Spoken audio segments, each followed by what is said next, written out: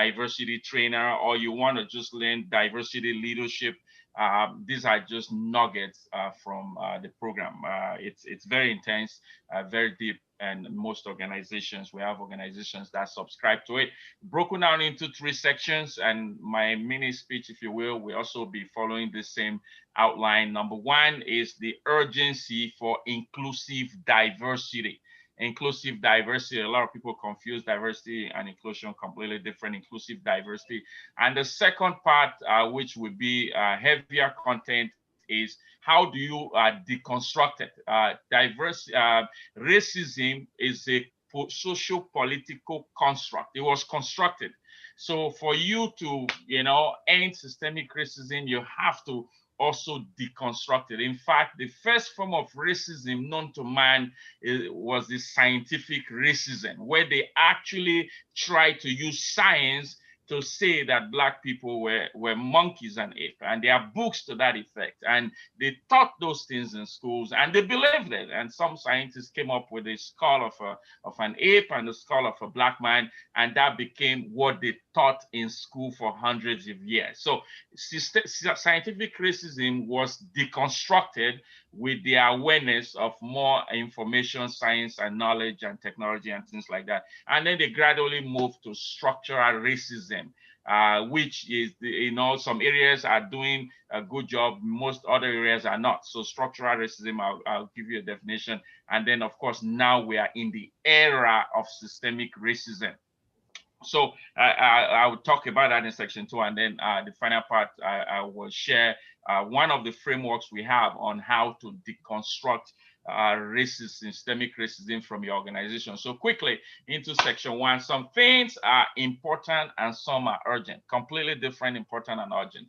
For those who love time management and you want to manage yourself, you want to understand that there are fundamental differences. However, only a few things are as important and urgent as racism awareness.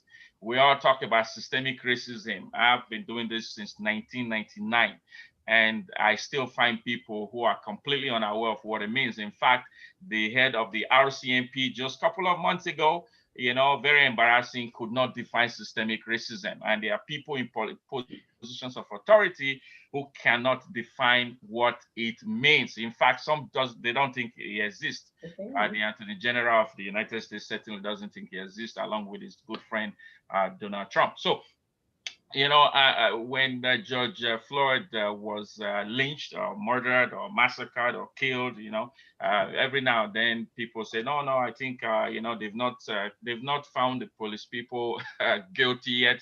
So I don't know, Alex, if you can say he was murdered. Why don't you say when George Floyd passed away? Well, when he was suffocated and he passed away. Yeah, there are people that say that actually, it brought to the limelight of how big this issue is. It's a very big problem that we have today, not just in US, but in Canada. Donovan Bailey said it best. He said in Canada, it is racism with a smile. I've certainly been in the corporate world almost 20 years in some of the big banks here in Toronto, and I did experience it. So still trying to make a case for the urgency, which I don't think I need to, but I think is necessary sometimes. Statistics, numbers doesn't lie. In God we trust, in everything else give us data. That was W.D. Denham who said that. And if you look at the data, Blacks are only 9%, 3% of the population, but 9% of police shootings. So these are factual statistics, Canada, CTV, they all kind of have this data. And if you drill through, it's more in-depth. There's actually a module in the certification program that looks at data. So this is just a snapshot. And out of the 100 most recent police shooting deaths in Canada, 53 have resulted in the officers involved being cleared. And that number has increased because some were cleared just recently in Ottawa as well. So that is just, what I call a mini section 1, the case for racism awareness, the urgency. So this is the main section I really want to focus on, which is the quest to deconstruct racism. So racism, like I said, was constructed. I ask people all the time, why do they say you are white and why do they say I'm black? And most people cannot answer that. I say, well, I guess it's the skin color. They tell me that all the time. And I will show you a slide or two to deconstruct that perception. So to understand anything in life, of course, requires us to first learn about its origin. For it, we are to expand, sustain, or eliminate anything, certainly systemic racism. We must become aware of its origin. One of the biggest issue in Canada and certainly in the United States is they've relegated Black history strictly to February and Black History Month, and they've taken it out. And for the next 11 months, the education is imbalanced, if you will. So we cannot talk about racism without talking about slavery. But that is what a lot of people are doing today. So if I was to ask my good friend, people like Richard and Judith, you're all looking at me right now. I can only see two of you because my PowerPoint is covering all. And I say, are you white or are you black? Or I ask my dear friend Joyce, which one are you? Are you black or are you white, right? And the tendency is to pick the one that you say, well, my skin color, I guess people think I'm white, so I guess I'm white, or people think I'm black, I guess I'm black. But that's not true. That's actually the foundation anyway is not true. White as a color was never used to describe a human being until 1671. So before 1671, it was the English, the Polish, the French, the German. That's how it was always described, because the French and the English always fought wars anyway. They always said the French and the English. So what happened? Well, there's a man called Johann Blumenbach who came up with a report called the Finite Taxonomy in 1795. And what he did was break down, or try to anyway, break down humanity, if you will, into 5 categories. But that basically was leveraging what was already happening in the US, especially in the US. In 1676, there was what they call the Bacon Rebellion. The Bacon Rebellion was where a group of indigenous people and slaves and they call them indentured Europeans, which were white folks who were servants. So people, and they all kind of mobilized and they started to fight against pockets of Europeans in Virginia, especially. So a group of Virginia slave owners now say, okay, hold on a second, let's invite the French, let's invite the Dutch, let's invite all this group of people. And that is how they actually formed the group. It was a club, the White Club. It was a club, and it was really so they can have more military strength, if you will, and even socio-economic power to ward off the uprising, if you will, that they were getting from the indigenous people and the black. So the concept of white or black was constructed. I mean, you can Google all this fact. They are constructed. It's right there, and it was constructed. So, and what was interesting was the Jews were not considered white, because you would always find no black, no Jews, no dogs, right? So the Italians were not considered white because they were broke and poor, and that is the truth. These are all factual. You can Google them. So the white was only for the exclusive, and I know Europe very well. In fact, I lived in Europe for 10 years, and I know that. In fact, I was in Switzerland when the war was going on in Yugoslavia, and the Yugoslavians ran to the border of Switzerland, begging to be saved from the extinction and all this war. And Switzerland did not allow them. And I was actually shocked at that. I was like, white Switzerland, white Yugoslavia. What's the problem? Well, the problem is if you are not economically buoyant, you were not considered white. Doesn't matter the color of your skin. And that is still going on in Eastern Europe today. The English are racist against the Polish. That is still going on in Europe today. So, so racism was again starting from those group of Virginia slave owners. We won't spend too much time on that, but again, there's a module on that, and that now gave the birth to terminologies like race and white and black and nigger and negro and ghetto. In fact, ghetto is a term that it came from Italy, and it was used to describe the areas that the Jews used to live, which was poor. But today, if you hear ghetto, you think of maybe areas that are predominantly black people who are disenfranchised. But it was actually used against the Jews. That showed again that there was that separation based on, they call themselves superior, and then they called the indigenous people and the slaves inferior. And then the term white privileges is not, nobody made it up. It wasn't CNN who made it up, it wasn't me. It's actually what they said. They gave themselves privileges. I mean, back then, I could not drink. I could certainly not even use your toilet. You know, I wash it for you to use, but I couldn't use it. I couldn't even drink from the same fountain. And those were privileges that carried on. A lot of people today, certainly the police that shoot people, most of them can't even tell you why they are racist. In fact, some of them may not even think they are. Why? Because it has been passed on for generations. A very good friend of mine is my spiritual dad, Rich, and 70-something years old. He says, and we were having conversations. He said, Alex, when I used to go to school here in Canada, of course, and he said they would take a song like "Mini, Mini, Money More," catch a nigger by the toe. If he hollers, let him go. So they would take kids' rhyme and they will turn it into racial slur for their family, and that has passed on for generations. So, the life cycle of racism. Why am I confident that we can end systemic racism? This is not a futile fight. I will fight, as Martin Luther King said, until my last breath. But I know that the fight continues. Since scientific racism, we were able to bring that to an end. No, people may still call me monkey if they want, but certainly they can't prove that scientifically or anyway. So that was ended. It started in 1600, scientific racism brought to an end. Structural racism, in my opinion, at 50% has ended. What does that really mean? Well, structural racism is the fact that, they'll say a white person cannot marry a black person. And just so you know, that law was struck down in Virginia in the year 2000. So I know there were people marrying intermarriages before then, but by law, that law did not come down till the year 2000. So structural racism, and now we're faced with systemic racism, which started in the 1900s. So scientific racism, as I said, is scientific or biological racism, is the pseudo-scientific belief that empirical evidence exists to support superiority versus inferiority. No, it doesn't. That has been flawed. Structural racism, the normalization and legitimization of historical, cultural, institutional, and interpersonal dynamic. Again, that is being struck down even as we speak. And the third one, which we're here mostly to talk about, is systemic racism. The dictionary did not do justice to it. Certainly, Justin Trudeau, our honorable prime minister, struggled with defining it because most of them ran into Google to check it out. The RCMP, the same. But so I had to create mine. This is my definition.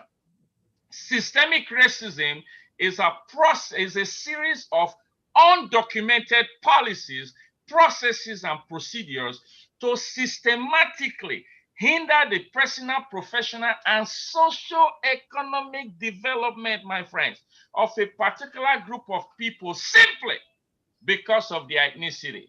So let me just make this pop and plain. If all the black people won $1 billion today, it ends. It ends. If I had $1 billion, Joyce have $1 billion, Andrew Gay has $1 billion, we all have $1 billion, it ends. How can you be racist to me then? Like, I know that it still is, like, Tyler Perry and all that. But what am I saying?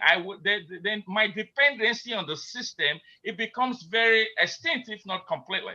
Like, I can go buy an island in the Caribbean. That's my country. That's Richard Branson has an island, by the way. So, so there is socio-economic development is critical. So when organizations, and I know I'm speaking to some executives there, when you start just getting people to come in and train, that is just the tip of the iceberg. Until you start looking at the suppliers diversity program, which I'm doing for organizations, until you start saying, we spend $100 million in this company, or $10 million, or $1 million, what percentage are we intentionally using to empower the minority groups? Until you start going to that level, my friend, you've only just had your dessert before your meal. Now, a couple of facts about systemic racism. It is subtle as opposed to structural racism. And like a virus, just like the corona that we can't see, it can exist without people knowing. That's one thing you must know. Number two, it exists everywhere in the world. in the corporations, in churches, in colleges, everywhere. Everywhere. So when people go on TV or go online or go on Facebook or go wherever they go and say it doesn't exist in their corporation, they are completely blind to reality. They're completely blind to reality. And number three, it is covertly created by a collective mindset of a common group of people in positions of authority, just like the Virginia slave owners.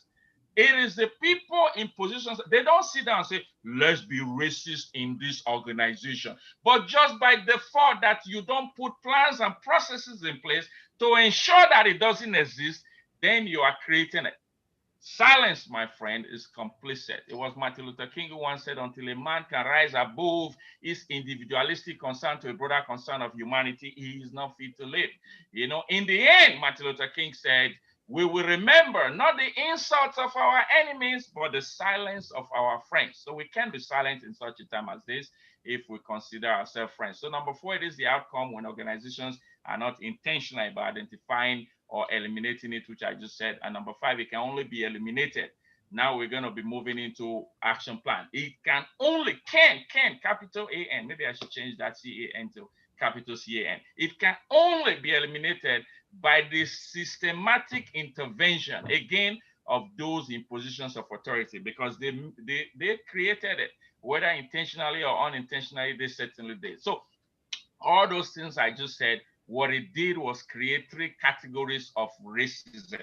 And we all, whether you're black, white, gray, Chinese, doesn't matter, native, you need to pay attention to these definitions and find out or use it to perhaps assess yourself or decide where you may need to make changes. Number one is overt racism. This one, we see it all the time. We see it with George Floyd, we see it with, you know, Donald Trump, we see it with every other person out there. Inherent biases, stereotypes, attitudes, and opinions, which are openly acknowledged, displayed, and defended to intentionally hinder the progress of certain groups of people based on race, ethnicity, gender, orientation, fill in the gap. In other words, overt racists know you are racist and you're proud of it to the extent of what? Demonstrating it. God save any organization that have people like this, which I'm sure they are. But again, these are what I call, you know, maybe disability and things that we need to be talked about, mental shift. And secondly, this is where Canada comes in, covert racism. Conscious biases, stereotypes, attitudes, and opinions that are not openly acknowledged or displayed, but used to intentionally hinder the progress of certainly groups of people based on race, ethnicity, fill in the gap. In this category, you know you are racist, but not proud of it, proud enough about it to demonstrate it.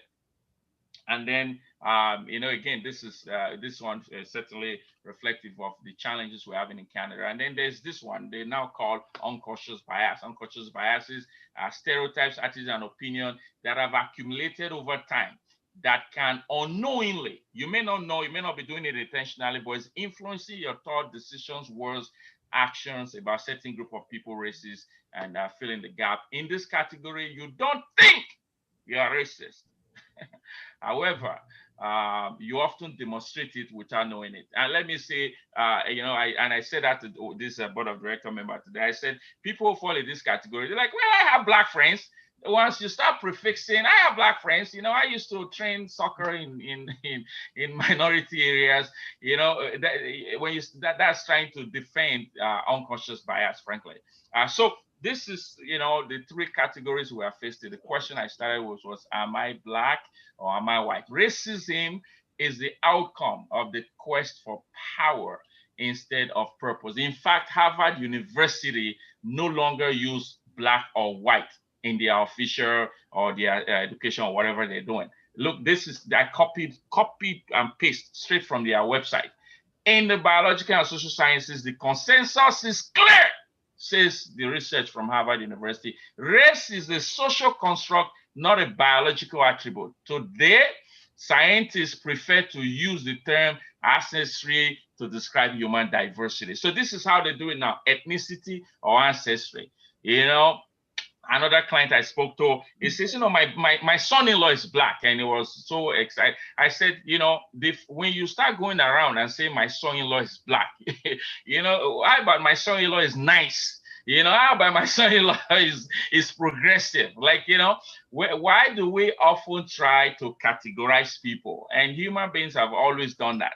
It requires intentional effort to ensure that you can shift, have that mental mindset. It was the Honorable Dr. Eric Eustace Williams, the historian and former Prime Minister of Trinidad and Tobago, who once said, a racial twist was given to what is basically an economic phenomenon. Race is an economic phenomenon. Slavery, he said, was born of racism rather than race. Slavery was not born of racism, rather racism was the consequence of slavery.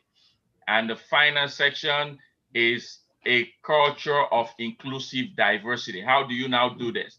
Well, no people, ethnicity, or ancestry are more valuable than others. We know this important or superior to others. When a group of people suffers, the rest of humanity must come together to uphold their dignity. And that is why I honor all of you on this call. You are here to come together and have this discourse, have this conversation.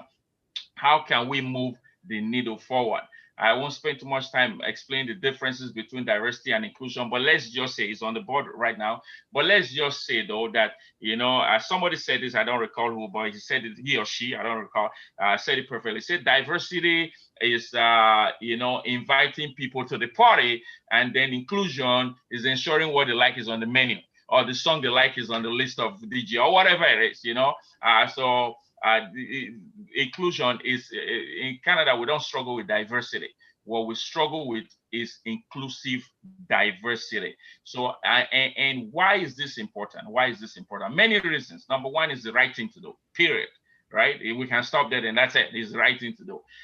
But since we have business folks here and we're talking business, a lot of people don't know this. African American buying power has seen impressive gains since the end of the last economic downturn, jumping from 961 billion in 2010 to an estimated 1.3 trillion dollars. Since 2000, the year 2000, the African American market has seen 114% increase in buying power. And that should give any organizations, or at least increase their motivation to even want to begin to participate in inclusive diversity. This is research by the University of Georgia, by the way. So, there are many reasons, like I said, but here is, one of the frameworks we share with people, which is diversity leadership. We often talk of exceptional leadership, effective leadership. This is diversity leadership. My definition of diversity leadership, which is part of my book, The Mystic of Leadership. Diversity leadership is the corporate awareness of the clues and cues of systemic racism within an organization. That's one part, part one. Then secondly, and the intentional, resolute, and unwavering determination of its executives to create and sustain a culture that consistently celebrates gender, ethnic, religious, and other natural or social differences. I heard some of the conversations earlier on. People like, we're all the same, and they tend to say that, but sometimes what they mean is what I'm about to say, which is they are not necessarily we're all the same, but they're just saying let's accept each other's differences. We are not all the same, certainly not in DNA, not in ancestry, not in ethnicity. In no way, shape, or form are we the same. But however, we have the same values. We're human. We want to be happy. We want to have a purpose. We want to progress. So what is the essence of limiting others because of their gender, orientation, or skin color? Number one, this is skipping from kind of module 1 to module 11 here. Number one, my friends, is absolute commitment. Absolute commitment. Whether if you are a CEO right now listening to this, or you are a coach, whatever you are, entrepreneur, student, teacher, you yourself, it begins with you.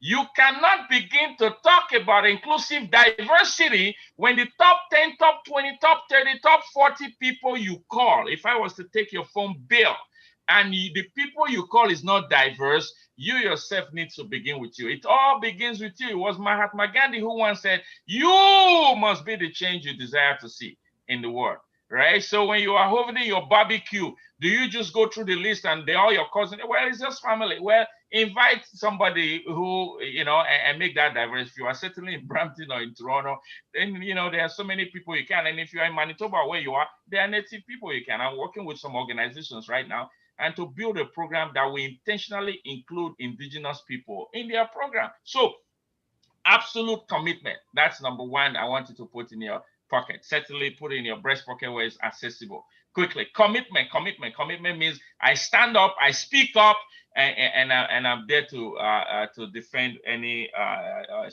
racialized situation. Number two, humility. Somebody said this in the morning session. I'm not sure who said this, but I heard somebody talking about humility. Their mother taught them humility. Humility is so critical. When people go on, and you can do the test, go on your LinkedIn after this, put Black Lives Matter, watch it. Somebody, all lives matter. Like, dude, man, you think the person who wrote that is a fool? Of course, the person knows all life matter. But the fact that Black Lives Matter as a terminology upsets you indicates your low level of understanding of the concept of race. Period. These are factual, right? So we need humility. We need it too. You think it's only uncomfortable for white people? It's uncomfortable for us. Sometimes they invite me to speak and I'm looking at the screen and there's 99 white people looking directly at me. No smile, no movement, no writing, nothing, looking at me. I'm like, oh, Jesus save me. Like, you know, it's uncomfortable too. Right? So, you know, I need to, you know, adopt what, again, that fine lady who was speaking talked about. You know, I have to go in there and give you time to get to know me. You know, so I make jokes here and there and some laugh at it and hopefully, you know, they relax a bit and we'll move on. But I don't stay here and pretend I can take everybody to the mountaintop. Impossible. It's just life doesn't go like that. There are going to be some people who want to stand on what they believe in. What I would recommend, I won't have time to explain it, but you want to note down the halo and the horns effect. Very critical. The halos effect is like the angel halo. What it means is when you go into a room and you see somebody that looks like you, psychologically, you identify with that person. So if three people are coming into the store, there's one white, you identify. If you're black as well, you will identify. That's the truth. So you have to be conscious because what this says is once you identify with a person psychologically, you do not see anything they do that is wrong anymore. You don't. You just identify, hey, this is my comrade, this is my friend, this is my sister, this is my brother. That's it. So, but then the horns effect also say, horns as in the devil horns. This is a psychological research, by the way, by, I can't recall his name, but you can Google it, 1927, the psychologist came up with this. And he said, in the same way, if you see somebody and there's something about them you don't like, it overshadows every other thing they have, their brilliance. So a policeman looks at a young 17-year-old black kid who has his pants down because that is how the rappers do it, and perhaps have the dread because he loves Bob Marley. Suddenly, that cop begins to look for opportunity to harass that kid because he has clued into the horns effect of something they don't like. By the way, I didn't have time to cover this and won't have time. There is different types of racism, right? The sources of racism, of course, is miseducation. That's number one. Number two is the media. Go watch Law and Order and see how many black people rape white kids. That's not true. Go and look at statistics and compare if that even aligns. So, but here's another form of racism is automated racism.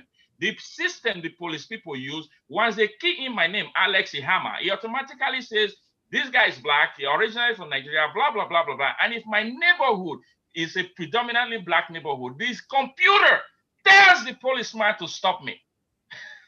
This is big, man. This is bigger than we thought. Even loans, the banks, they are guilty of this. The judicial system, they are guilty of this. The health system, they are all guilty of this. Let's help people to transform their mindset, but then we'll start talking of automated racism. We'll start helping them. And thirdly, sacrificial initiative. I thank Joyce for putting up this because this is sacrifice on her part. Your presence is sacrifice. This is what we need. We need to be intentional about creating platforms and opportunities. So this is something that's going to take. This is, you can mandate diversity through the affirmative action, they call it, or the Canadian equity law or whatever law. But you cannot mandate inclusive diversity. You can't. You can't tell CEOs at work or tell your company, everybody at work, you must have a black friend. You can't do that. But you can hire black people, but you can't tell them to be friends with them. So it's going to require sacrifice, not policies, really. And then fourthly, this is where you start seeing exemplary leadership, where you set up forums to inform, inspire, and influence people, starting with your family. Right? I'm not just talking to white folks, by the way. I'm talking to black folks too, right? You know, if the whole year you didn't have any white folks in your house, you know, my friend, what the heck are you doing? Right? Really? Like, really? In your whole neighborhood, in your church, in your school, your friends? Like, come on. Right? So let's do that. Let's do that. Indians, indigenous people, let's become more inclusive. And then somebody again talked about this earlier on, confidence. My God. Confidence is so critical. And this is not just, again, to those who may have racial tendencies. This is also to those who are racialized. This is also to those who are racialized. If you're a woman, if you're a black person, if you're an indigenous person, oh my, come get a free course on greatness. Find me and I'll give you, we have a course on greatness. It's $97, but I'll give it to you completely free. Seriously, sign up and build your confidence. Your bank account is tied to your confidence. Your progress in your career is tied to your confidence. Confidence, my friend, you know, is so critical. So this is a part of the keys that we'll talk about in diversity leadership. And sixthly is to be the example, right? I think it was Abatesta, one of those who said, people often think example is one of the ways for effective leadership. He says it's not one of the ways, it's the only way. People are watching you. Your kids right now are watching you. If you don't, you know, one woman told me this, she's an HR executive in a company in Mississauga, somewhere here near Toronto. And she had said that when she was a kid, her family did so much for her not to be a friend with a black kid who was just next door. They're pure white kid, and they hindered her from having a friendship. So much so they moved. They moved because of that. And she struggled for years, right? So the parents set up a bad example for her, creating her to struggle. And lastly, my friend, this is where we are all called to be a change agent. You know, we are called to be a change agent. You can say to yourself, I am a change agent. At least I'm seeing Judith's face, so I want to see her lips move. I am a change agent. You know, Joyce, your lips are not moving. I am a change agent, right? I am a change agent. Absolutely. I am a change agent. We must be committed to seeing the change through. We must be committed to standing up, to stepping out of our comfort zone. We must be committed to see this overdue change, a change that is now imperative if humanity is to advance to the next level. So, my friends, for those who are perhaps HRO folks and coaches and stuff, those are some of the keys I want to share before we enter the conversation. But I want you to look up the screen if you're writing, so you see this is not just training. Training doesn't move the needle. Training, you know, it rattles the mind, it prepares people. Training is only like 10, 15, maybe 20% of what is required to end systemic racism in your organization. We have a toolbox of 12 tools, and these are 5 of them that you can see. Diversity Leadership Index, where exactly do we stand? You can measure that. Where exactly do we stand, right? And then, of course, your diversity training program must not be one fit all. The employee need one. We have for the one for employees, we have employee engagement, management engagement, executive engagement, and even board engagement. It's different conversation. If you are a trainer, don't take in a generic template, generic presentation. It doesn't work because the employee thinks differently than the board of directors and the executive. So you must have different programs. And of course, create the opportunity for us right now. I personally find a lot of satisfaction when after the meeting, I give them option of one-on-one coaching, and they come, literally, some are crying, like in tears of, you know, I've never thought of this. I've never paid attention to that. So one-on-one coaching is very critical. And then mentorship program for your managers, critical. And then consider a 12 module. I put that specifically 12 module certification program that we have. Again, is in the marketplace. I'm not talking 4 module, but 12. I'm talking very detailed program to transform people. And then, of course, you form your diversity committee, diversity council, who will begin to look into your policies and your strategy. One organization I'm working with right now, founded in 1926, there is no diversity mentioned in any of their policies. It doesn't mean they are racist, by the way. I'm not dissing them. I'm just saying that they've not taken the time, to put that in their policies, put that in their job description, and certainly put that even in their performance reviews. So we are working with them to do that right now. Three areas we look at, which is the framework. Again, I'm sharing this for those who may be interested. Awareness is one, policy is another one, and justice execution is another one. So this, is really what I want to share. But I want you now to ask yourself, look up to the screen. This is a self-assessment tool, but nobody's going to ask you to share. Just keep this in mind. I'll ask the question, you write down the answer for yourself. Number one, how diverse and inclusive are your personal and corporate associates? Is it remarkably, fairly, or not at all? Number two, when you organize personal and corporate events, your birthday, your barbecues, whatever, were pre-corona, I guess, how intentional are you about inviting about diversity and inclusion? Remarkably, fairly, or not at all? Number three, how reflective of diversity and inclusion are your top three levels of senior leadership, board, executive, and directors, right? You can answer that. Number four, how willing and comfortable are you to step up, stand up, and speak up for minority groups? One coach told me, coaches, professional basketball, and said, after game, his fellow coaches, they use racial slurs against the black folks and against the women. Like, help me out, he said. What do I do? Like, it's just me and they all ganging up. Are you willing to speak up? Number five, how quick are you to judge other ethnic group based on a misbehavior of one person, right? Because one Indian guy cut you off in Brampton, now you get to Manitoba. Any Indian guy driving you, all your feathers are ruffled. We need to be careful of that. Sixthly, how judgmental are your thoughts, my thoughts, when challenged by people of different ethnic group. I have been pulled over many times. And, one day a white woman was driving the car and I was sitting in the front. They pulled this car over and they asked me for ID. And I made it was a joke, sarcasm, or if you will. And I said, do you see the stereo in front of me? Immediately they pulled me out. My hands were up, that basically that officer did not like the fact that I challenged his authority, right? So, and that is what we need to think about. And then seventhly, how diverse and inclusive are the recipients of award and recognition in our organization? Eighthly, how interested and aware are you about the culture, personalities, and perspectives of other ethnic groups? How, right? Again, you can, there are people you can befriend and learn more about their culture.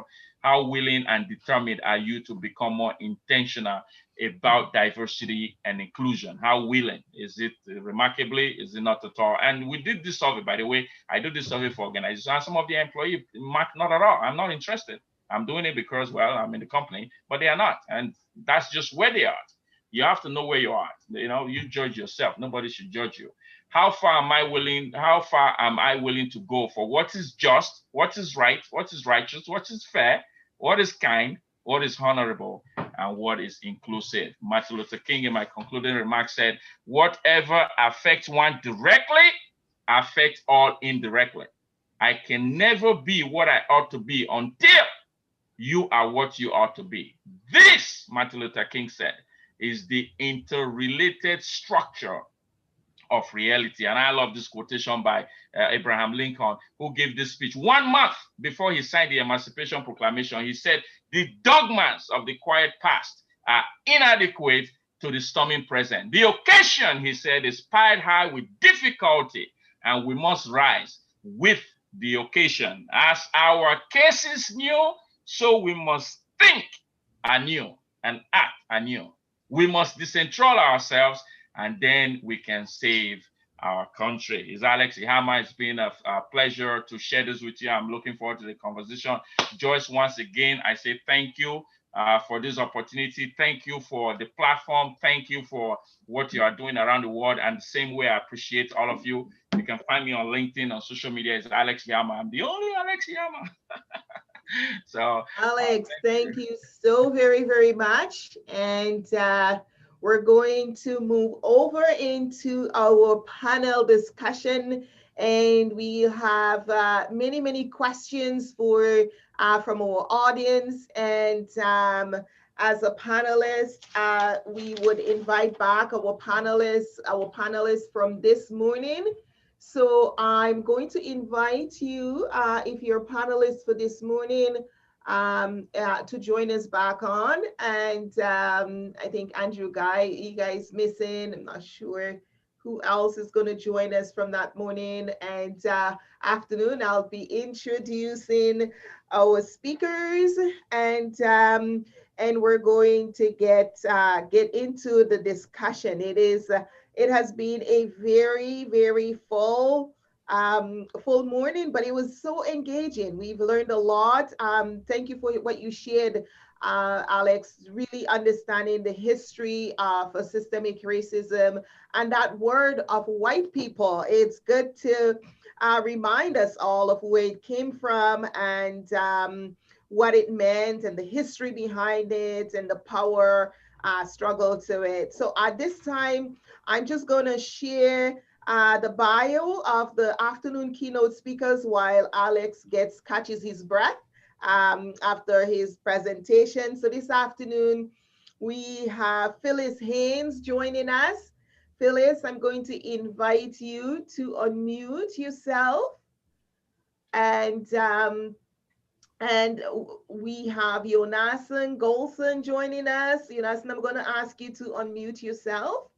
And you would have gotten an invite to unmute, yeah? So that's our panelists for this afternoon. We have Andrew Guy back and Ben Accord. So I'm going to read the bio for our afternoon panel. So Alex, you just heard from, since 1999, Alex IHAMA has been working with reputable organizations like the Bank of Montreal, Monterey Solutions, CIBC Canada Basketball, the City of Toronto, the City of Markham, Region of Peel, and even arms of the United Nations to share and develop strategic and sustainable solutions to eliminate systemic racism, maximize diversity, and build equitable and inclusive corporate cultures. So Alex will be our panel lead for this afternoon. Yonasa Golson is, you can just put your hand up when I call your name. Yonasan is Director of Ethical Imperatives, LLC, teaching professionals how good ethics is good business and the benefits of intellectual diversity. He's a keynote speaker, TEDx presenter, and community rabbi, as well as a repentant hitchhiker, recovered communicate navigator, and former newspaper columnist and retired high school teacher in St. Louis. He's authored hundreds of articles and 6 books applying ancient rabbinic wisdom to the challenges of the modern secular world. Welcome, Yonasan. And we're going to keep moving up, and I'm going to read Phyllis Haynes. Just wave. Phyllis is a speaker, facilitator, trainer, and moderator. Phyllis Haynes is in demand. Her knowledge of global media, new media, technology, and cross-cultural communication encompasses over 20 years of experience in television. She's also receiving attention for her video biographies and interviews of accomplished individuals who may not have received the media attention they deserved. Dr. Russell Ackoff, deceased professor emeritus of the Wharton School, is among her favorites. She's well known as the former co-host of War TV's Straight Talk and as a former network correspondent for ABC's Evening News with Peter Jennings and Good Morning America. Welcome, welcome, welcome you. And Ben Accord is back, and Andrew Guy. If you didn't meet them this morning, I'm going to read their bio. Ben Accord, Dr. Ben Accord, you just wave your hand, is an organizational development expert on employee engagement, performance, development, and institutional corporate learning. He's also the founder of African Movie Festival in Manitoba, an organization that creates a platform for cross-cultural understanding and dialogue through cinema. And of course, we have Andrew E. Guy. And Andrew E. Guy is an author and international speaker with a global reach. He's a staff development trainer and a personal development coach who helps professionals and leaders balance work and life so they can pursue purposeful living. Andrew is a professionally certified classroom educator and a former Teacher of the Year. He is an educational classroom engagement expert and a certified prevention and management of aggressive behavior. Andrew's coaching and consulting work includes professional development for new educators, work-life enrichment for professional staff, municipal public service members, faith-based and not-for-profit organizations.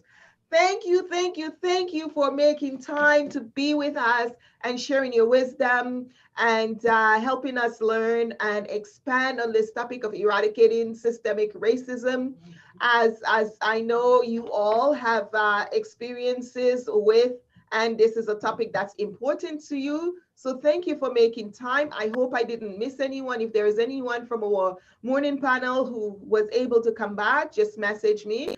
I'll introduce you in here, but I do think I'm not mistaken. Some of you were not able to return, but if I miss someone, do let me know. Sandy, are you here? Are you also joining? Just see Sandy. I think I see Sandy, but she's not showing up. So we'll see if she joins us later. In any event, we are ready to go. Number of questions, and I'm just going to give those of you a couple minutes to summarize and to introduce yourself for the topic. Phyllis, we'll go with you first. Share a little bit about why this topic is important to you and why you said yes to the invitation to be a panelist. Well, first of all, Joyce, I said yes because you invited me. How's my sound? Is it okay? Yes. Great. Okay, good. Because we have storms here in Sarasota, Florida, so I just want to make sure you can hear me. You're coming. But that's the reason I said yes. But primarily, I've also, besides broadcasting, spent over 30 years delivering consulting, coaching, and training in the area of diversity and inclusion. And this topic is dear to me because I actually think we are a bit too late. There is a new revolution afoot, and it's my belief that minorities are, in fact, the canaries in the coal mine. That the reason we are suffering so much now and continue to suffer is that the workplace is going to be deconstructed by artificial intelligence. And that the technology explosion will impact everyone. So in fact, we may be the people who can, all of the things that Alex said so brilliantly, all of the things that we've discovered that have been wrong with our lives and our treatment will begin to happen to everyone, so that we will have the wisdom to know how to bring the humanity back into the workplace. That's why I'm still talking about this. But I don't think we're talking about the workplace in the traditional sense anymore. Even COVID has proven that the workplace is changing. So our conversation really, and I hope to when I have a chance to speak, will be looking at how will we function in this new world and what can we bring of ourselves and how can white people, Black people answer the question, what can I do? And so in my presentation a little bit, I would like to really address what can we do, but fear not, or perhaps fear, the robots are coming. Thank you. We await to hear more. I'm excited. Yonasan, welcome. Thank you, Joyce. It's a pleasure to be here. And, yeah, same as Phyllis, you asked me. And so I thought I couldn't say no. There is a particular angle that I hope I can bring to the discussion. Because every spring, on the first night of Passover, Jews all over the world sit down to reenact and re-experience the Exodus from Egypt. And this coming year, we are going to be celebrating the 3,333rd anniversary of our emancipation from slavery. But even at that, even when we went free, it wasn't smiles and rainbows. We had to wander 40 years in the desert because we didn't want to assume the responsibilities that go with freedom. And even once we had our own nation, we were embattled against the surrounding nations. We were conquered by Assyrians and then Babylonians and ruled over by the Persians and the Greeks and the Syrians and the Romans. And then we were scattered across the face of the earth, and we were continually pressed by Crusaders and Almohads and Tsarists and Cossacks and Soviets and Nazis.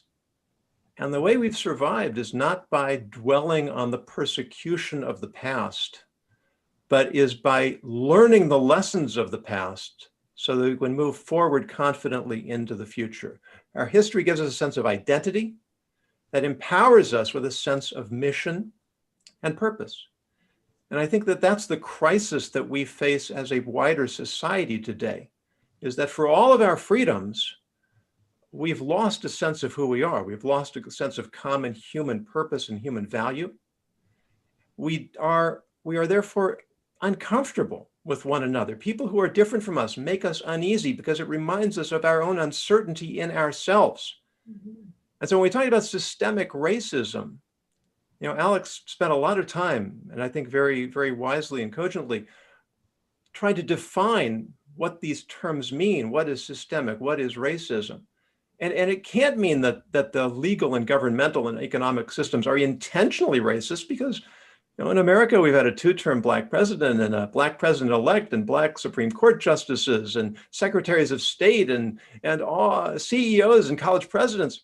Rather, I think that really what we suffer from is systemic otherism, that we have a structural system that disadvantages people who don't fit into the norm.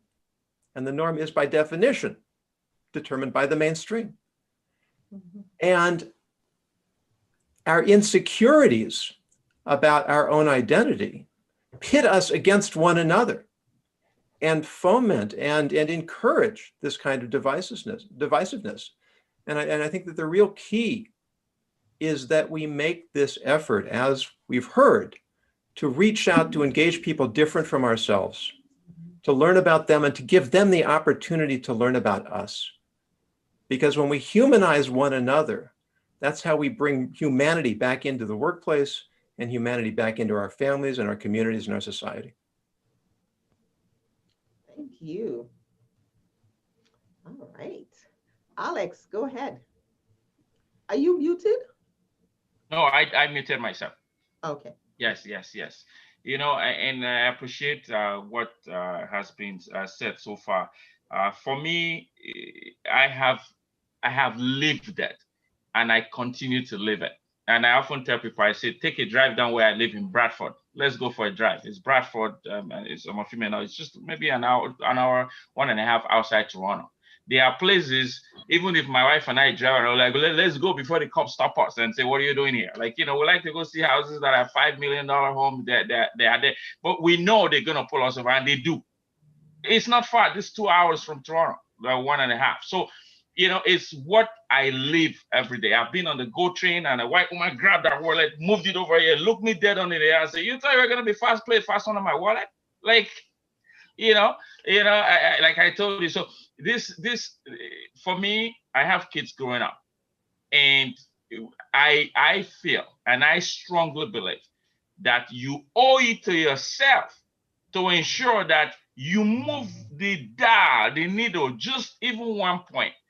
In every moment in time, there is a moment in time. In every moment in time, there's this where we are right now. This is a moment in time in a moment in time.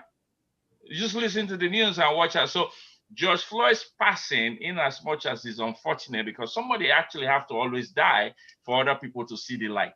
It's always been like that.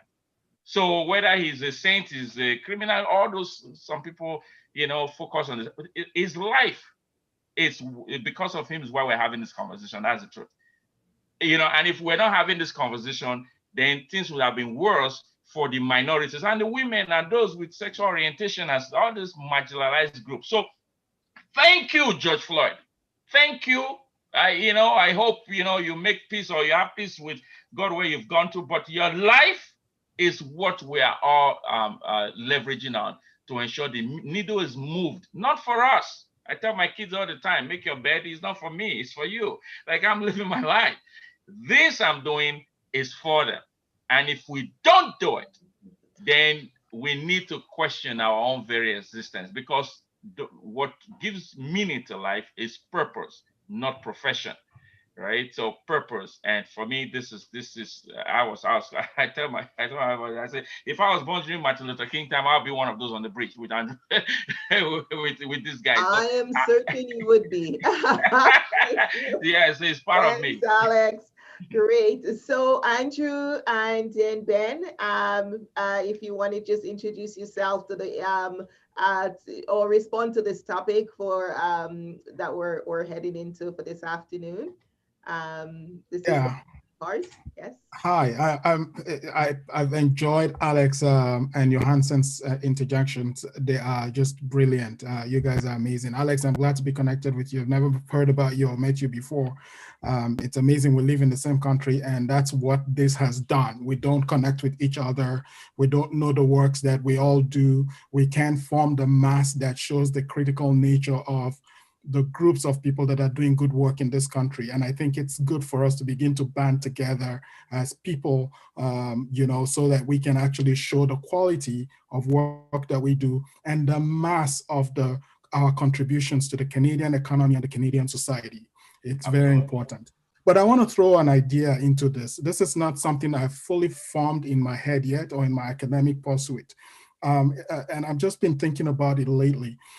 It's this idea of the big picture, this idea of the big picture, that we all live in very small microcosmic world. We live in our tiny little bubbles that we just do not understand and see the big picture. The big picture is not your professional career. The big picture is not the height you attain in the workspace. When you are on your deathbed, it may be elusive to you at this point, but when you are on your deathbed and you look back in life, what picture do you see? And what's your contribution to life, to the people that you have influenced or you had an opportunity of influencing, to the place that you live in and the work that you could have done?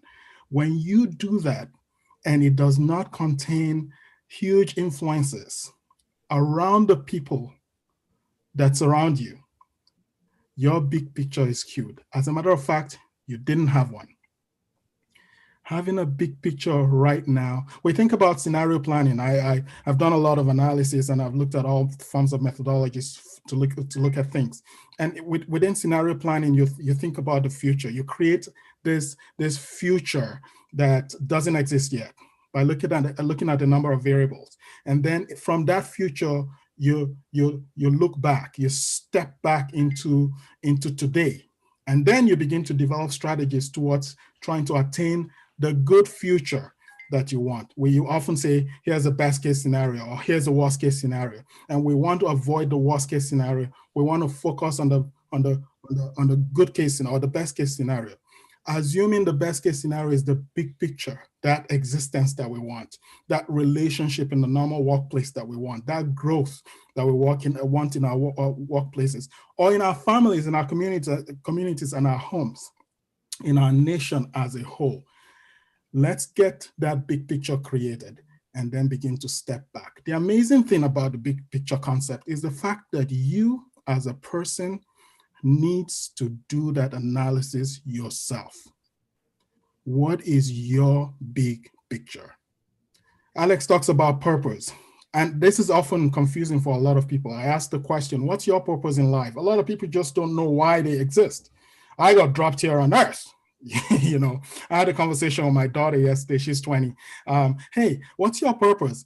I'm like, well, you know what? There's so many things that I don't care about. I just care that I'm here right now and I'm here to help other people. That's incredible. And the fact that she can actually recognize that, and that her existence does not consist of herself and her being alone, and that she is here because she can influence other people, that's phenomenal. And I think that we as individuals, as diverse as we are in our workplaces, once we begin to think about our personal being and our big picture, it will totally change the way we relate to others. It does bring back the picture of Ubuntu that I talked about earlier. We exist because others exist. I exist because you exist. You exist because I exist. If I don't exist, you don't exist. We exist together. This intertwining of people and humanity is what's going to create a big picture that is livable. And we can do that right now by thinking about how we see our own big picture. Thanks, Ben. Wow. So much to think about. So we're going to go around and each of you will have 8 minutes to share your thoughts. You've had some time, you've had something prepared. You're going to have 10 minutes. In the 8th minute, I'll give you a little nudge to wrap you up. And then we'll go around and then we'll have a different discussion around that topic and we'll move on again. So Phyllis, we'll start with you. Thank you, Joyce. And I'm just moved to be part of such a powerful global conversation. I think that this is super rich, and it would be great if the world leaders could hear this interaction.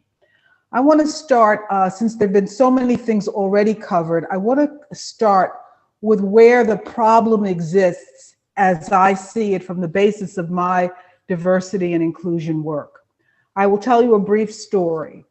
One of my clients was a very large cruise line, which suffered an enormous disaster because one of the ships almost sank. And when we were talking about this, consulting on this particular problem, the captains of the ship, the people in charge of the ship, were mostly Scandinavians. And the people who followed the instruction in engineering were mostly Filipino. And so one day, one of the people on the captain's team instructed someone to please move a valve. The Filipino engineer knew absolutely that that was the wrong valve to move. But he believed that in a job, you are supposed to follow the rules of the person in charge. So he moved the valve, and you know, ships don't have a single bottom, they have several different bottoms, but he filled one of them with water, which nearly caused the ship to go down. And this story is indicative of the problem of difference. My work has been based on the work of an anthropologist named Edward Hall, who said skin color was not really the basis for the problem. It really was a different set of values in each and every group. On the cover of Alex's book, The Mystique of Leadership, there's a picture of an iceberg. It's the stuff beneath the iceberg where the real differences occur. So even as we just heard a discussion about looking at the big picture, seeing ourselves as part of the big picture, we need to understand that in the corporate workplace, the idea of individual power and individual development supersedes that of group development. Yet there are many cultures that totally value the group participation. So I'm giving you something that takes many years, many weeks to discuss, but I want to just put it into simple language. So we're talking about people who have a hierarchical view of the world.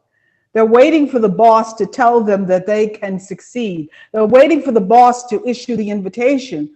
Whereas in many modern corporations now, it's expected that you, the Filipino engineer, are supposed to say when you see something is wrong. And you don't have to wait for the invitation to tell the boss that something's wrong. You fundamentally have to have the training and the understanding that the expectation is that you are seen as an equal, that the old titles from the military and the university are not applicable in today's modern corporation in many places. But there's a disconnect. You've got minority people coming in saying, wow, I'm going to be part of the team. I'm going to be a meaningful player in the team. Well, do you know what a team is in most cultures?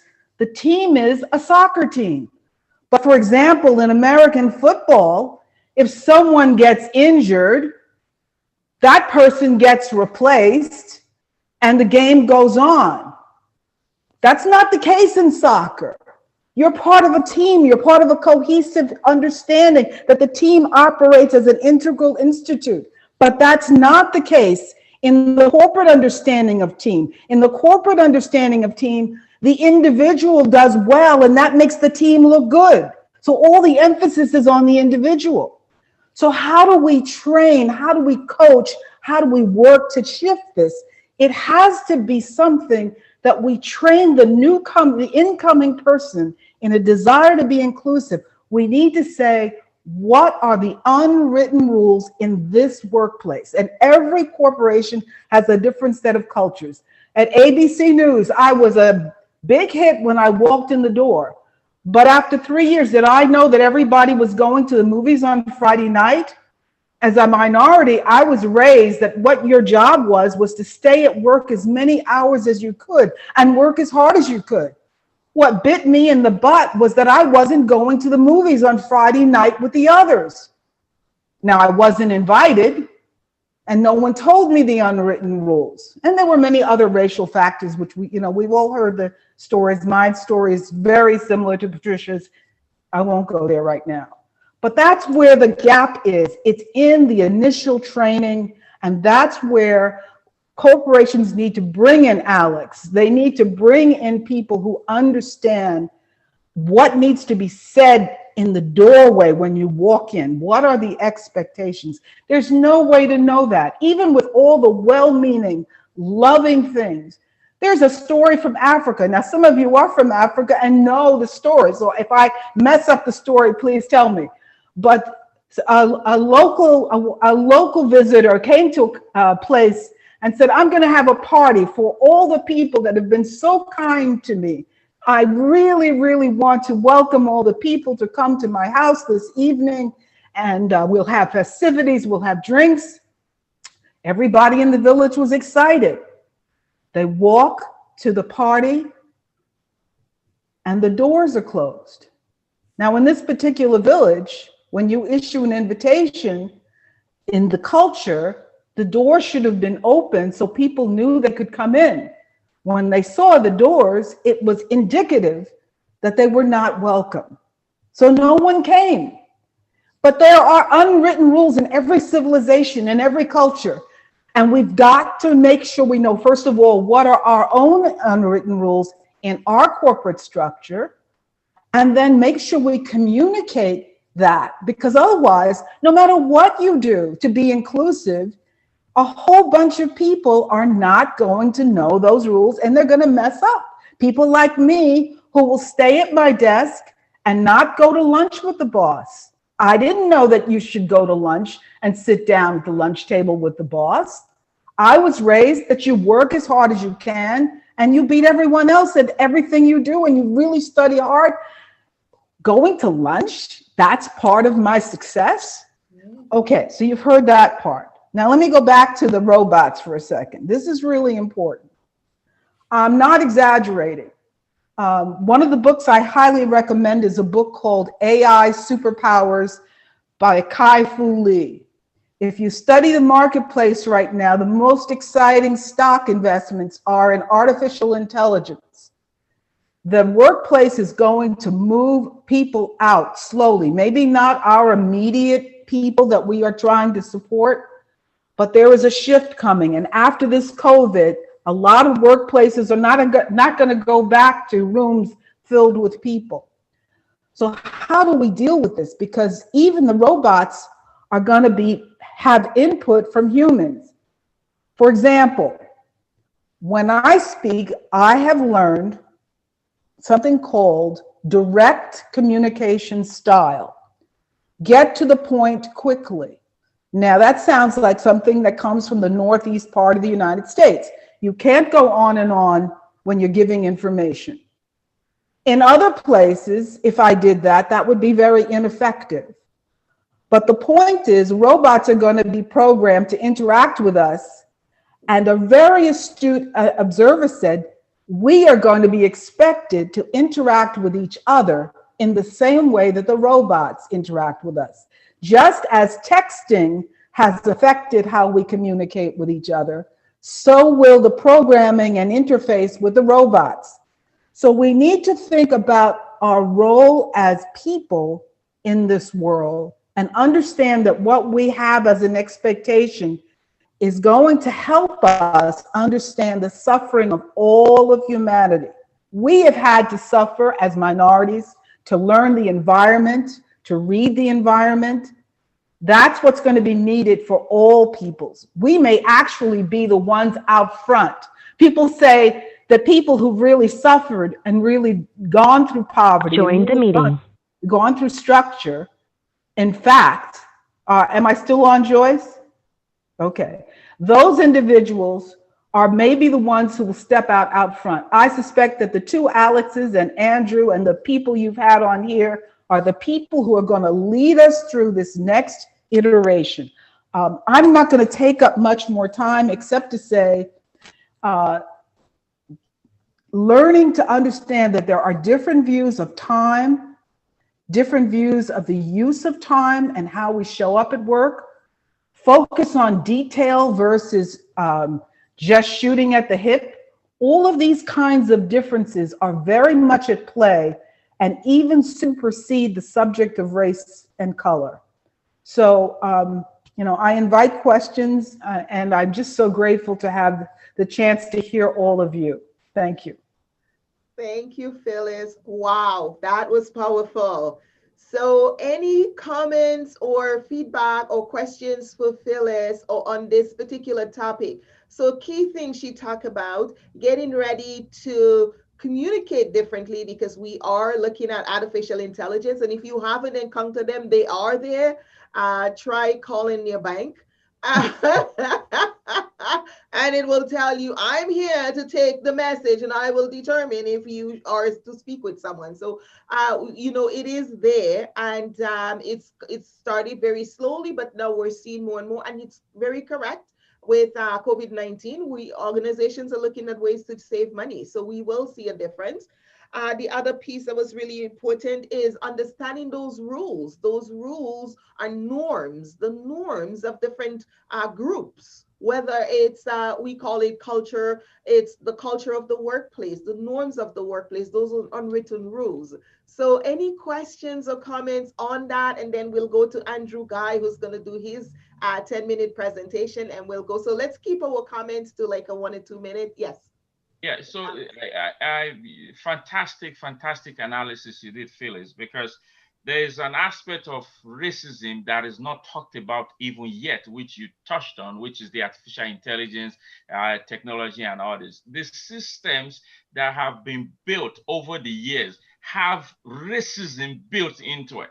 Mm-hmm. If you are to get bail, like you go, see, this is true, Google it. If you go in court right now and they say, here's somebody here, it's not the judge that just look, yes, they look and say, do I like this guy, don't I like this guy? But they have a system that builds it. And the system say, he's African-American, he lives in south side of Chicago, blah, blah, blah, blah, blah, no bail.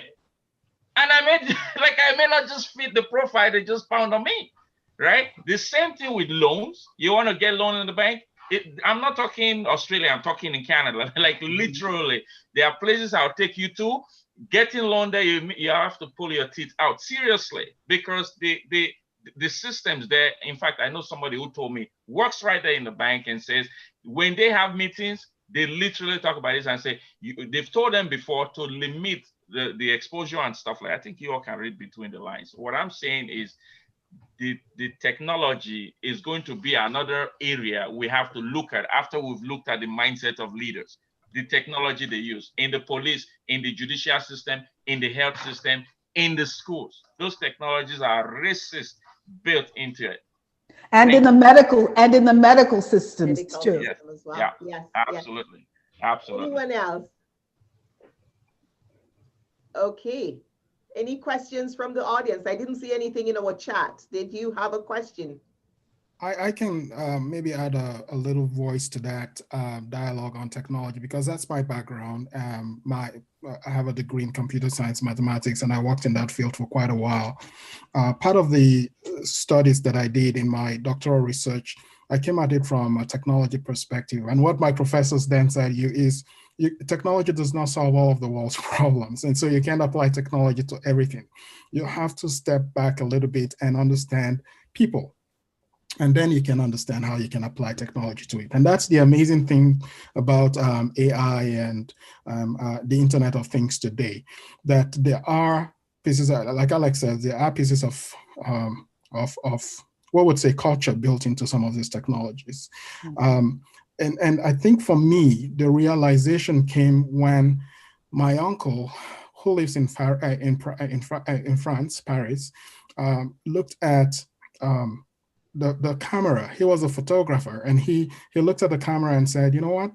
I can't get this camera to do the work that I need it to do.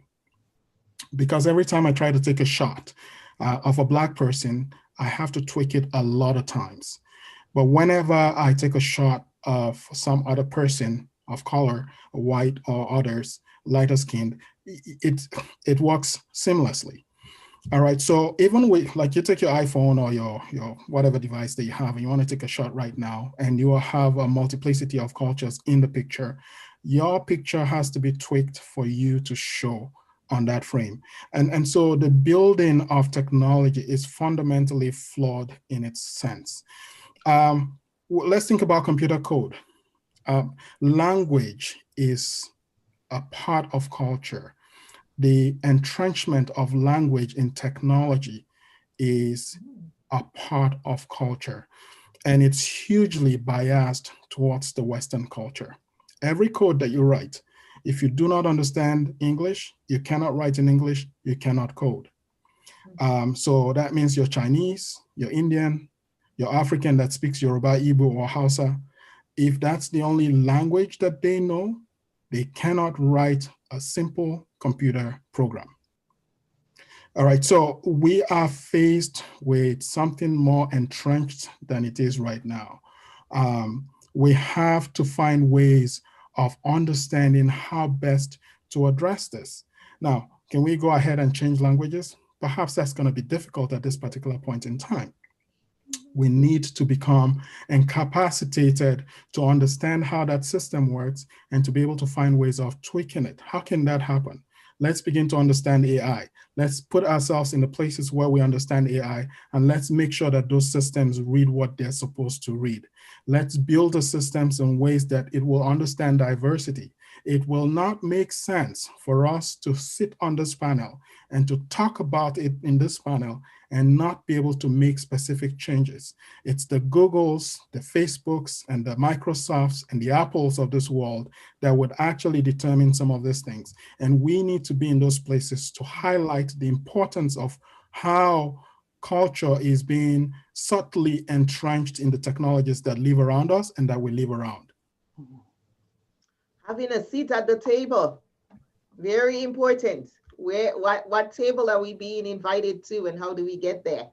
Thank you all. Judith had a comment. She said, is the solution to developing greater sensitivity in the workplace to what is below the iceberg, to begin to understand people based on their value systems? I'm starting to recognize a significant binary in terms of collaborative versus competitive. So my membership in a working class surviving family and the middle of 5 children makes me more collaborative than competitive. Absolutely, where you're placed and your socialization has a huge impact on that. Thank you for sharing that. All right, we're going to hear from Andrew Guy. All right. Okay, Joyce, can I share something quickly via screen? Is that way you can allow me? Go ahead. All right, so let me go here and I'm gonna share here for a second.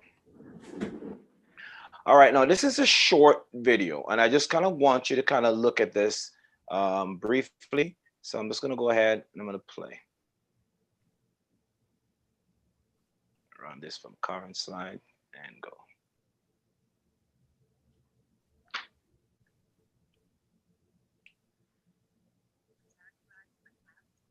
Does it have volume?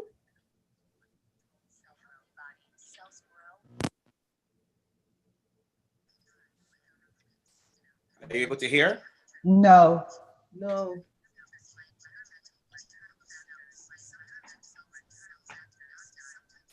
It's turned up all the way.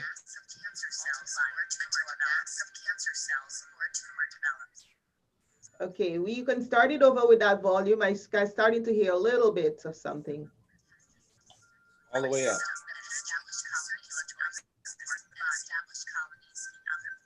All right, you may not hear the volume clearly, but just kind of look at the picture for a second. I want to use that to illustrate something.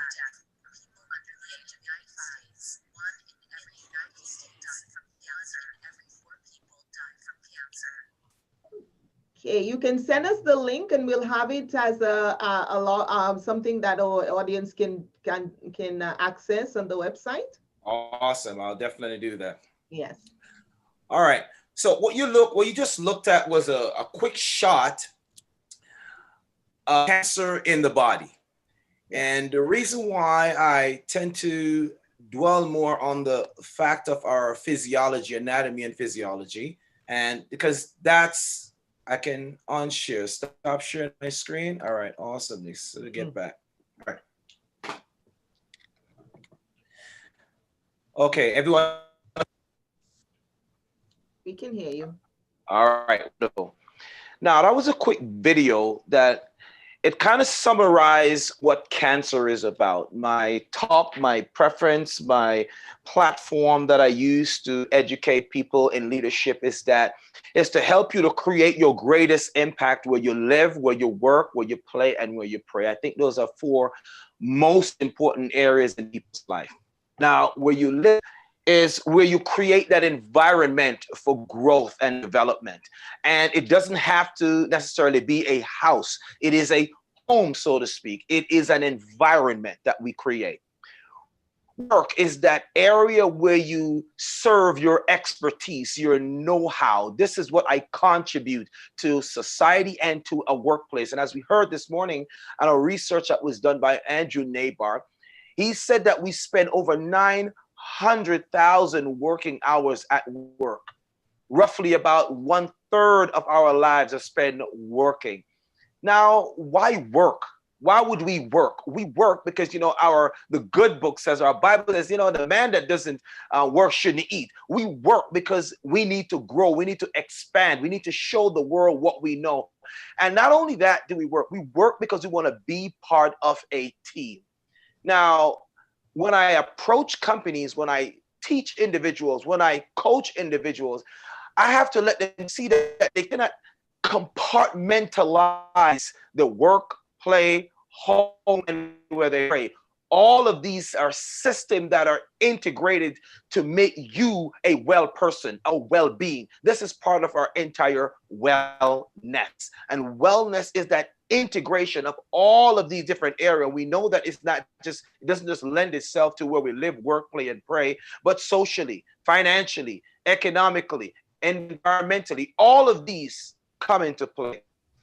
The reason why we are still having this discussion about racism, and remember we talked about this morning, Joyce, we said that race, we're all in this race, whether we're doing it individually or corporately, we're still racing. There is that competition, that inner competition that is built in us to do better, to improve.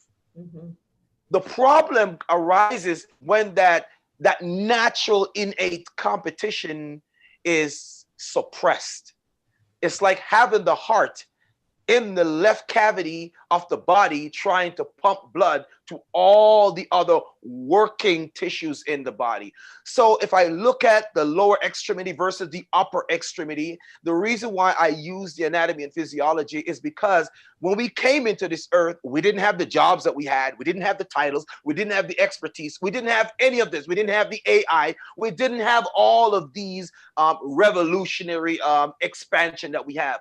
But we came in here, as Dr. Miles Monroe from NASA Baham once said, he said, we have what's called the Earth suit. This is what we came in here with. And then it's layered. We started with the skeletal system, and we layer it by putting all of these different intricacies on it. It's the same thing that happens to us as individuals. we begin to learn racism. It's learned. It's not something that you came here as a baby hating somebody because of what they look like. This stuff is taught. And the reason why it has become so dangerous is because it's now become systemic.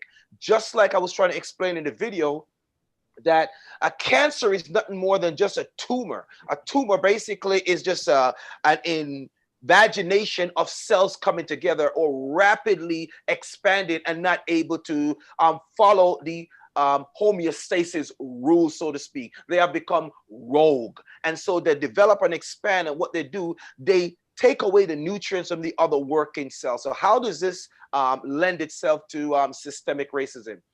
That when we have a tumor inside the body, it basically perpetuates itself, because when part of that tumor breaks off, it colonizes another area to make it the same way or make other families of its parent company.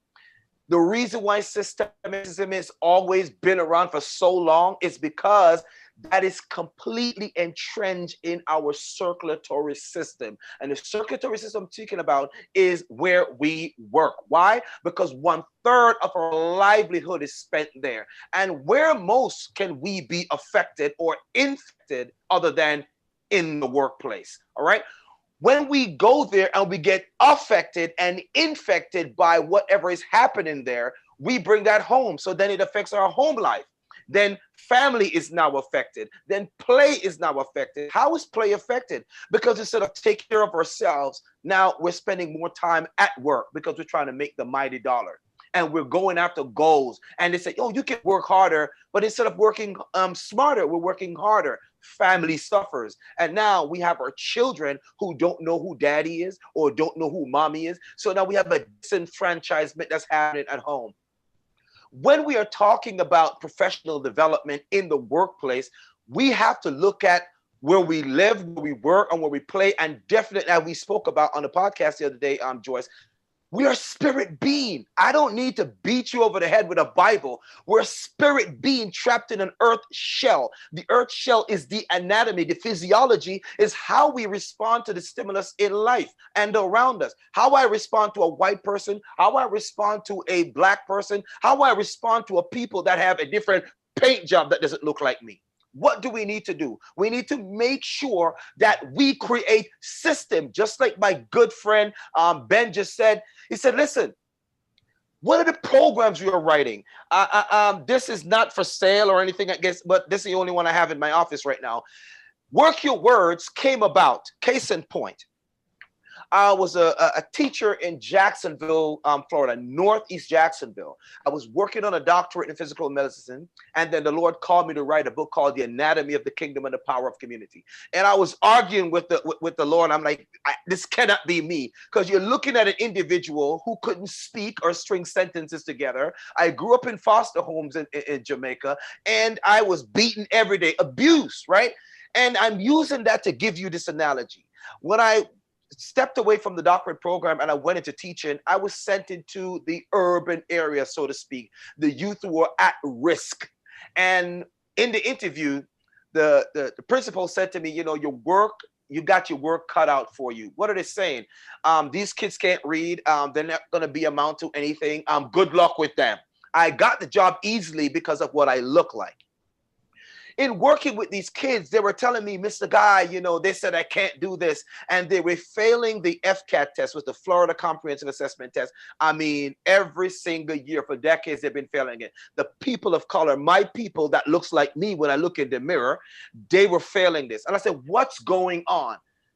Joyce, they were working the wrong words. And just like the computer coding, because my son now is taking coding, it's an if-then statement. And Ben would attest to that. It's an if-then statement. If this is so, if you press this key, then the code will tell the computer to do this, right? And the words that our children are working is that I can't, I cannot, just like Alex Ayama was saying, we need to rebuild their confidence. We need to go back to foundation. Listen, if we are going to eradicate systemic racism, we have to begin at home, because kids don't just go out there and say, hey, I'm going to become a racist. The workplace doesn't become racist overnight. This stuff is taught at home. And so what we have to do is to unlearn or untrain what is happening at home by starting with what we came into the world with, our body. Case in point, if our heart was looked at as a black heart and a Caucasian or a person who is non-marginalized got an heart attack, and guess what? The only heart that was possible to fix that person, to mend that person, came from a person of color, then would you take it? That's the question I'm asking. And I'm speaking to all of you that are out there right now.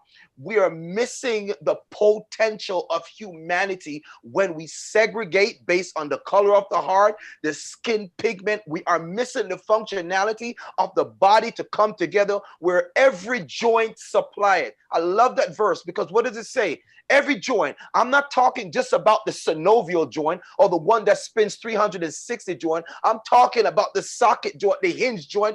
All of these are the joints that make up the anatomy and our physiology. And this is what's happening. We're segregating the body and taking it apart. And at the end of the day, we have what's called a corpse. Not one, not twice, not third.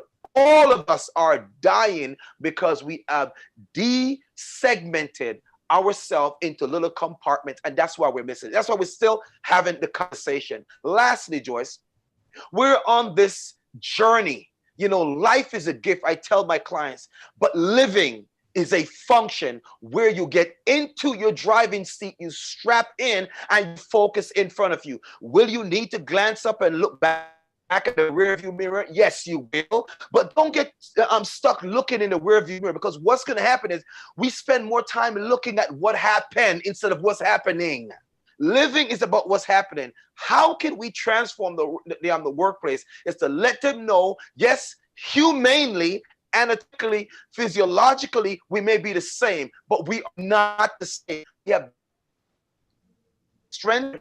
When we put that together, we recreate what's called living.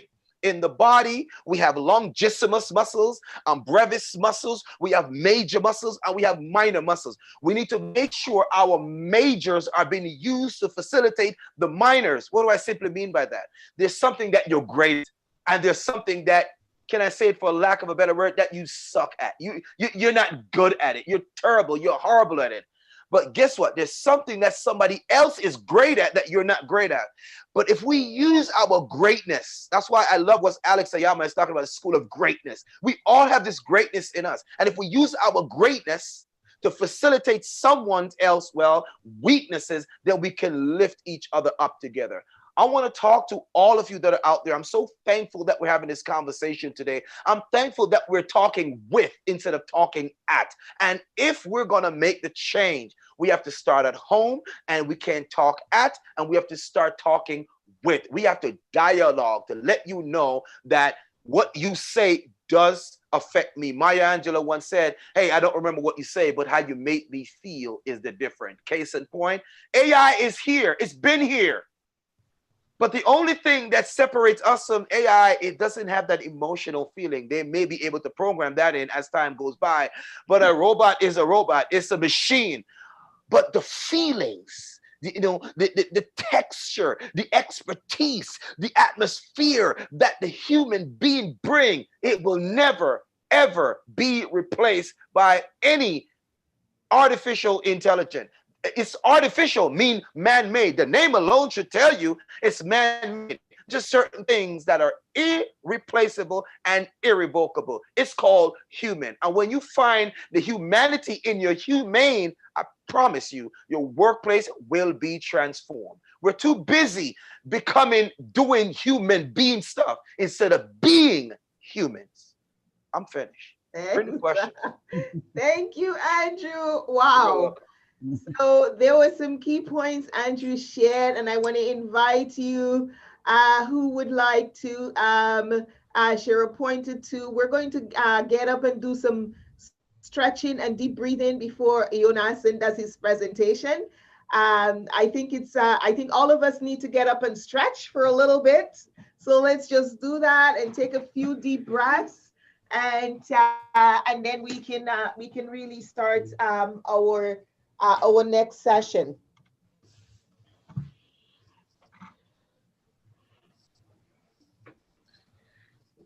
Come on, everyone. Let's get up and do that stretch. Here we go. Andrew, go ahead and lead us out. Oh, I love it. I love it, Joyce. Oh, now you're getting me excited now. Oh, I thought you were going to start some music, right? Come on. Come on, publish jam. Pump it up.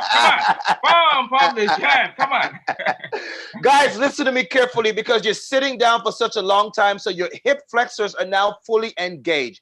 This is why, you know, I love what Acts says, where you live, work, and play. It's in him we live and move. So I want you to get up and stretch forward by tightening your glute med and your glute max. We call them butt muscles.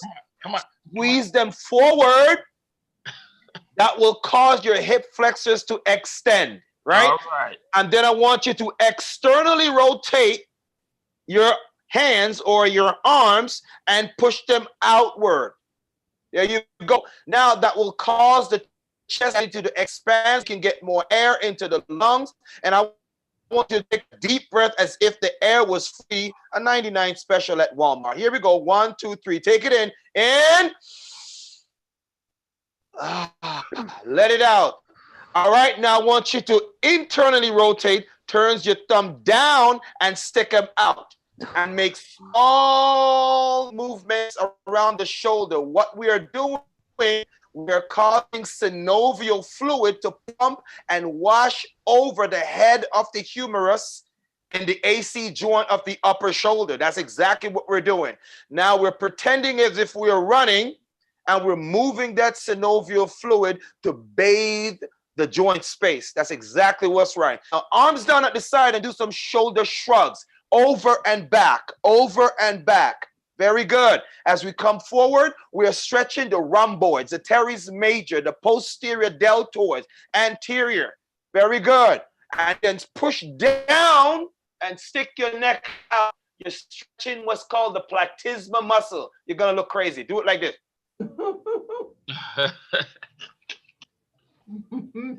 And the platysma muscles are these ones that hang down. They get tight because you're doing this all the time. You're stretching those out and it relaxes your vocal cords. All right. Lastly, put your hands to the side of your head, the temple, and add just a little bit of pressure. You may hear a little crack. That's because you're releasing the gas inside the cervical area. Ready? Push a little bit more. Good job. Now rotate. You hear those cracking. That's not popcorn. It's not Orville Button, Wreck-It Butter, whatever his name is. Not Orville. Good job. All right, guys. Lastly, I'm just going to have you, because you've been sitting, I want you to do 10 ankle pumps. So bend your knees as if you're in a seated position. We have about a 70-degree bend at my hip, 70-degree bend at my knee, and I want you to do some heel raise. What you're doing, because you're sitting down, you cause the blood to be pulled down by gravity. You are now working what's called a gastrocnemius, and they're pushing blood upwards. You're now creating a heart in the lower part of your limb. Didn't know you got one down there, didn't you? Exactly. Very good. All right. I'm finished, Joyce. They are ready to go. Let's do this. Yay! Wow!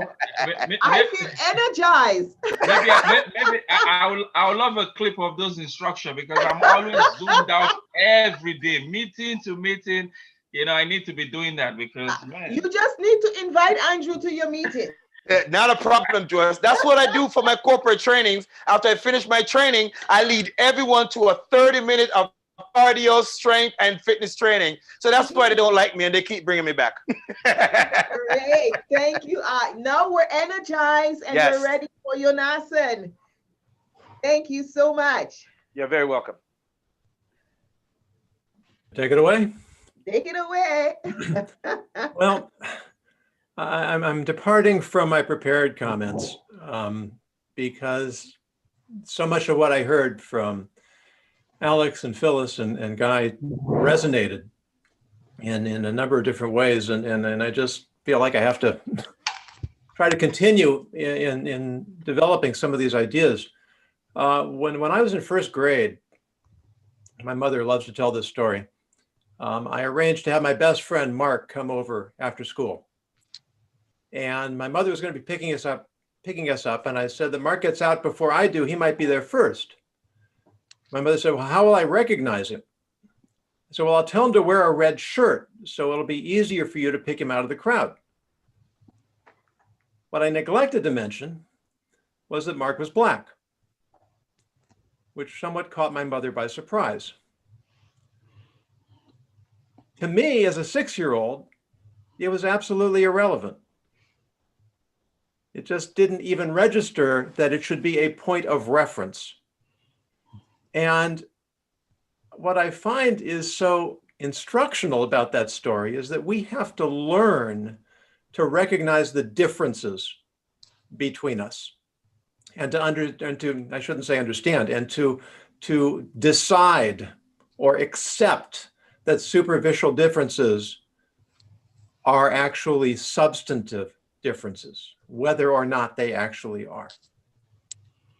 And what I heard both from Alex and from Phyllis, which I find very comforting, and in fact, I made reference to it myself earlier, is that the problem that faces us is not really a problem of race. That's more of a symptom of the problem. It's that otherness, that discomfort we have. And as human beings, and this is something that is fundamental to Jewish philosophy, we are creatures of contradictions. We are creatures of paradoxes. We are individuals who live as members of society. We are spiritual creatures condemned to live in a physical reality. We are beings who are superficially different from each other and in some ways substantially different from each other, and yet we are all one people. We're unified and yet we're apart. We're different, but we're the same. We're individuals and yet we're the collective. And that creates a perpetual tension between us. And we make a fundamental mistake when we think that we are going to eliminate that tension, because it's part of who we are. It's part of the reality of our world. And we're not supposed to eliminate it. We're supposed to manage it. And in the same way, if you watch a tightrope walker who shifts one way, then the other way, and back and forth, and it's that shifting back and forth that keeps him on the straight and narrow. He can't just stay in a straight line. It's in Asian philosophy, the yin and the yang, which has so many different applications: light and dark, male, female, active, passive, flexible, firm. And we all have each of these components in us. And we have to recognize when is the appropriate response for which. And there's no app for that. You can't plug into your phone the answer to these kinds of questions. We simply have to deal with it. We have to live with it. And sometimes it seems like it's impossible. It seems like, are we ever going to get there? Are we ever going to be in control? Are we ever going to have mastery? And the answer is yes and no. You know, in Hebrew, the word we use for levels of development, the word is madrega, which literally means a step or a stair. Because when you come to the top of one step, you are simultaneously at the bottom of the next. And if you just want to stay where you are, you can be very comfortable, but you're nowhere. You have to keep moving and striving to go upward. And the sages tell us it is not incumbent upon you to finish the job. We are here to progress, not to achieve. We are here to advance, not to reach a destination. But say the sages, neither are you free from trying. We have to set our goals at the highest possible level. We have to strive for perfection and strive for completion, knowing that we're not going to get there, and being at peace with that, even as we struggle with it. There's a, a saying, an aphorism. It's been attributed to many different speakers. I don't know where it comes from originally. But it's an older person reflecting on his life, and he says, when I was very young, I wanted to change the world.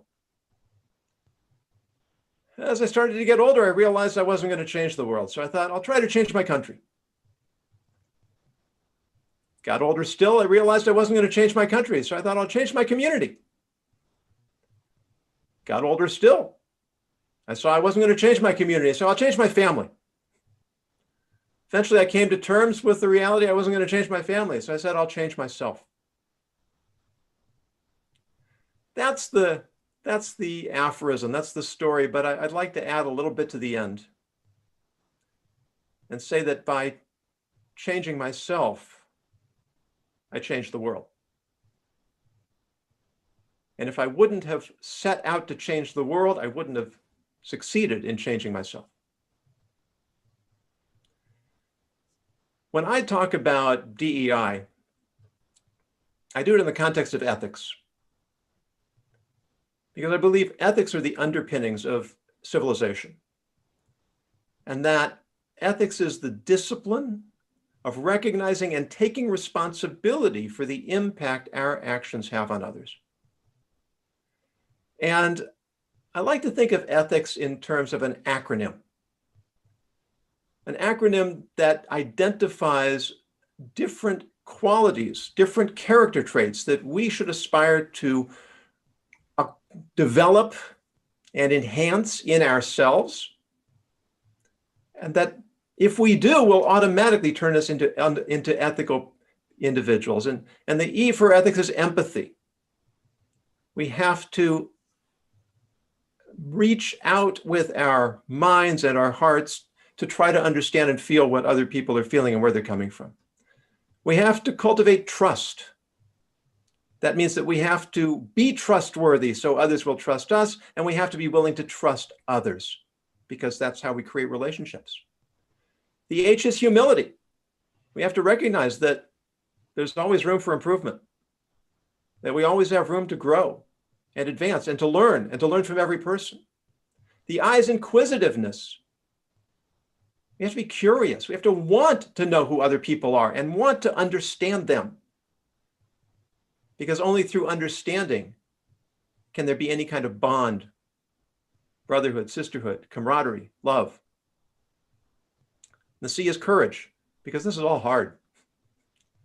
It's hard to engage people who are different. It's hard to be vulnerable. It's hard to admit we don't know, or that we need help, or that we can't do it on our own, or that maybe we've been wrong. And the S, can break the S into two. The S is self-discipline. This is hard work. And anybody who's learned to play a musical instrument, or anybody who's learned to perform in the athletic field, or anyone who's learned another language, or learned a discipline, or a trade, or gotten an advanced degree, nothing comes without self-discipline. And the other part of the S is service. That we have to be asking ourselves constantly, what is the contribution I was put in this world to make? What is the positive contribution I was put in this world to make, based on my unique temperament, my unique abilities and talents, my situation and circumstances? Every one of us has an opportunity, an ability, a potential to make a positive contribution to our communities and thereby to our world. And if we commit ourselves in this way, we're not going to solve all the problems of the world. There are always going to be racists. There are always going to be anti-Semites. There are always going to be misogynists and people who hate. And the bigger the problem, the more complicated and longer and slower the solution. And we can't expect that these problems are going to go away. We're not going to pass laws to solve them. We're not going to pass rules to solve them. But what we can do is we can work on ourselves in a way that connects us more closely and intimately and meaningfully with those around us, and build communities from the inside out, in order that the partnerships and the alliances and the friendships that we form will then suffuse the wider community and slowly, gradually, but inexorably make a positive difference. Keep the faith, keep our confidence, persevere, be patient, and work together with those who are willing to be our allies.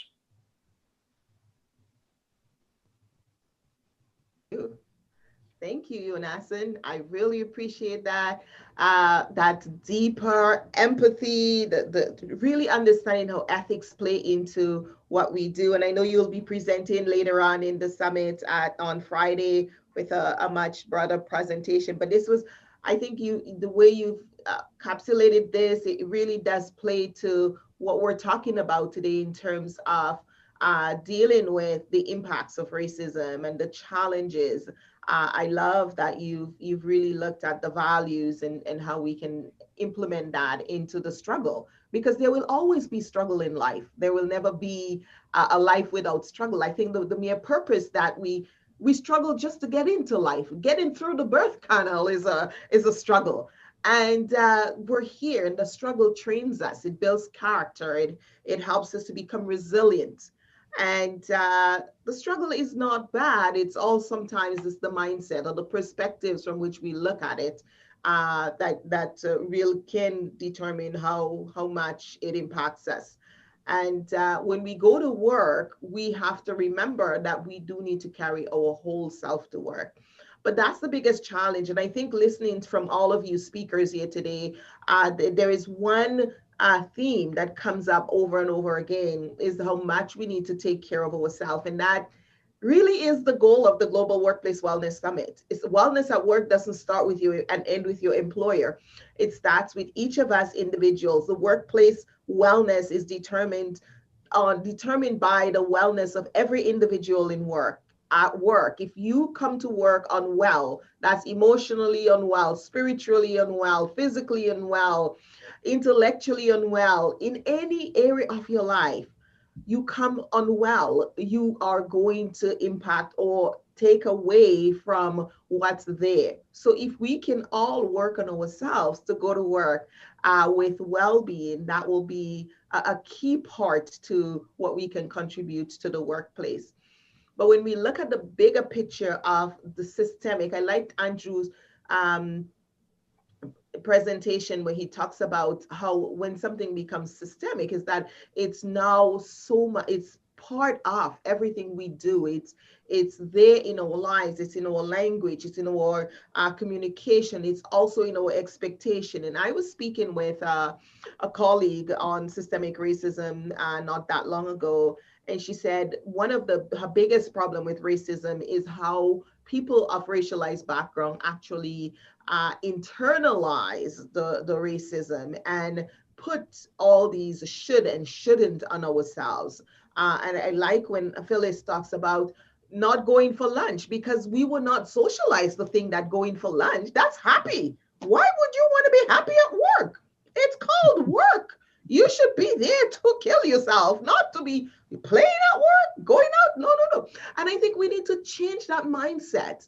And we need to do that in our community. We need to help those we work with, and we need to invite those we dialogue with. And Alex talks about who are we engaging with? Who do we bring into our homes, into a network? Are we creating opportunities for people to get to know us? And I think this morning, when we listen to the various presentation, I think it really does, when you put them both together, we're recognizing that we do have a responsibility, each of us, to contribute to the systemic racism in our workplace and in our society. The workplace is an issue because so many of us are there and we have to be there, all right? And some people come in with different expectations, different norms. I love your presentation when you talk about the Filipino and the other person from the European background, Phyllis, because it shows that there are different cultures. And a lot of times in my work, I have to coach my employees to tell them, no, you need to ask for this. I'm coming with, these clients are coming to me and I'm like, no, you need to ask for what you want. Your boss cannot read your mind. When did you ask? Where's your voice?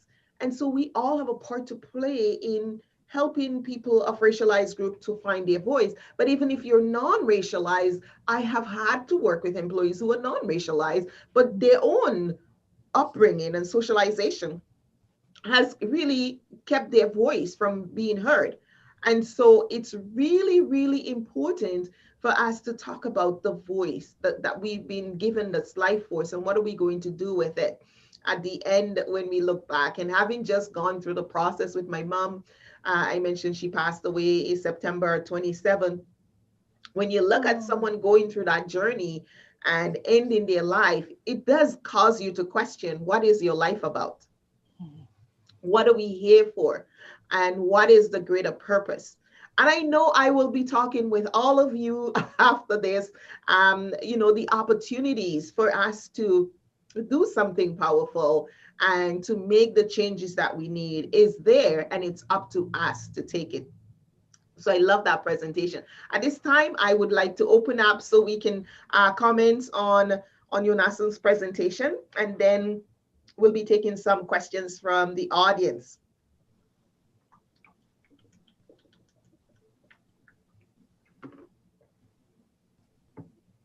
Who is, and anyone on our panel before we go to the audience? We have 2 comments here. Let me see if any are questions.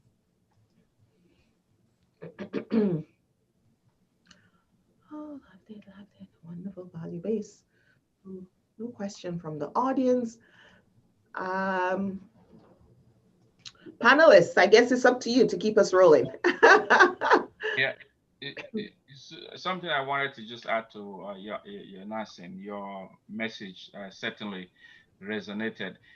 When people ask us, okay, Alex, I understand all this strategy and all this data, just give me one key, one principle, something to crack the nut. I started to really think about it. I created a program based on it, but I call it the law of compassion. The law of compassion. If you can go deep into yourself to a deeper level of compassion, you will see beyond people's disability, differences, and any other thing that could hinder you. Like, we all know the story of the Good Samaritan. That was a deep level of compassion. I didn't see your race. I didn't see your age. I didn't see your gender. I saw somebody in need. And it always comes down to that value-based leadership. And thanks, I think it was Judy who put a comment there, value-based. That's exactly what it is. So yes, all this data, yes, all this stuff we need to gather, but it comes down to love. That's really what it comes down to. Like, if we can work ourselves there, which we can, and which some of us are, hopefully all of us, to the point whereby we can see beyond, oh, my son-in-law is black, as I told the executive today. Why do you have to say my son-in-law is black? Like, I have a great son-in-law. How's that? Right? You're white, you're throwing it out, my son-in-law is black. It doesn't add to your to you. It doesn't take away from you. See beyond people. We just learned race is made up. You are not white. They made it up as a social club. I am not black. They made it up as a social club. So let's learn to be kind, to be loving. Thanks, Mr. Jonassen. All right. Thank you, Alex, if I may. That you just reminded me that in terms of labels, some people would call me an ultra-Orthodox Jew. Well, the Orthodox is a term that was made up by reformers who wanted to make the observant community sound outdated and anachronistic. Wow. And the term ultra was made up, I'm convinced, by Time magazine. I don't know that for sure. But it's another media term. And if we accept these labels, then we can get stuck in these identities that are suggested by them. There's a term called Holocaust Jew, and it's not a compliment.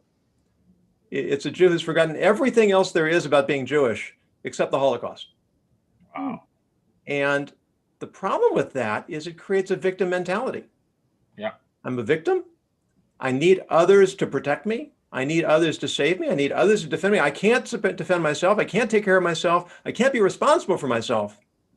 And it's exactly the opposite of what Judaism teaches, which is that, as we talked about, as Joyce just said, that the world throws us challenges by design from before we're born, because that's how we grow.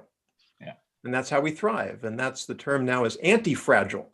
It's we become stronger by grappling with these types of of challenges, whether they form. And some are harder and some are worse, and some people seem to have it easier and some people seem to have it harder. And maybe it's not fair or doesn't look fair, but so what? I've got to deal with my life, you've got to deal with yours. And if we all deal with it together, then we can support each other, which makes it easier on all of us. I just want to mention one more thing. Are you familiar with the name Daryl Davis? Look up his TED Talk. He is a Black musician who befriended the Grand Dragon of the Ku Klux Klan. It's an extraordinary story, and it will make you believe in miracles.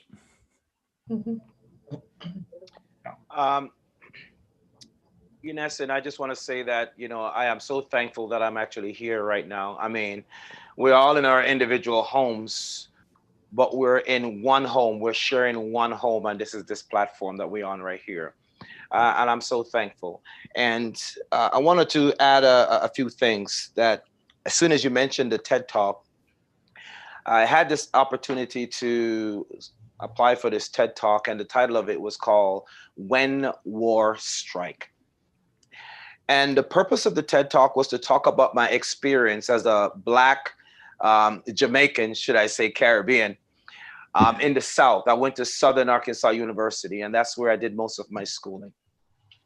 And when I got to Southern Arkansas, it took me 4 days to drive there. I was just completely having joint contractures. That's why I have you stretched out your hip flexors, because that's what happened when you sit down for too long, okay? That's one of the things that I teach when I go into corporations about the structure, because if your posture will affect everything, goes into ergonomics, long story. But here we go. We're talking now about this label. I heard you mention about the labels, but there are a few points that I want to add, and then after I move on. Labels, basically from the concept of a science teacher, because that's what I taught when I was in Jacksonville, Florida. I did an experiment where I wanted to prove to my quote unquote Black students, because, you know, 98% of the young population there was, you know, look like me. And I gave this experiment. I said, okay, fine. I was teaching them the importance of reading, but reading and having critical thinking applied to what they're reading. So I took them outside. We did exercise outside. And then after, I had them line up at the door. And I said, okay, guys. And I had some Erlenmeyer flask. That's what we use for doing science experiments. And there were no labels on there. And I had various different chemicals, acetic acid, water, sulfuric acid. All of these different chemicals were there on the table, and they had no labels on them. And I asked them, I said, who can pick out the water? I said, who here can pick out the water? And I will tell you right now, 100% of them failed the test, because all of the liquid that was inside the different flasks were clear.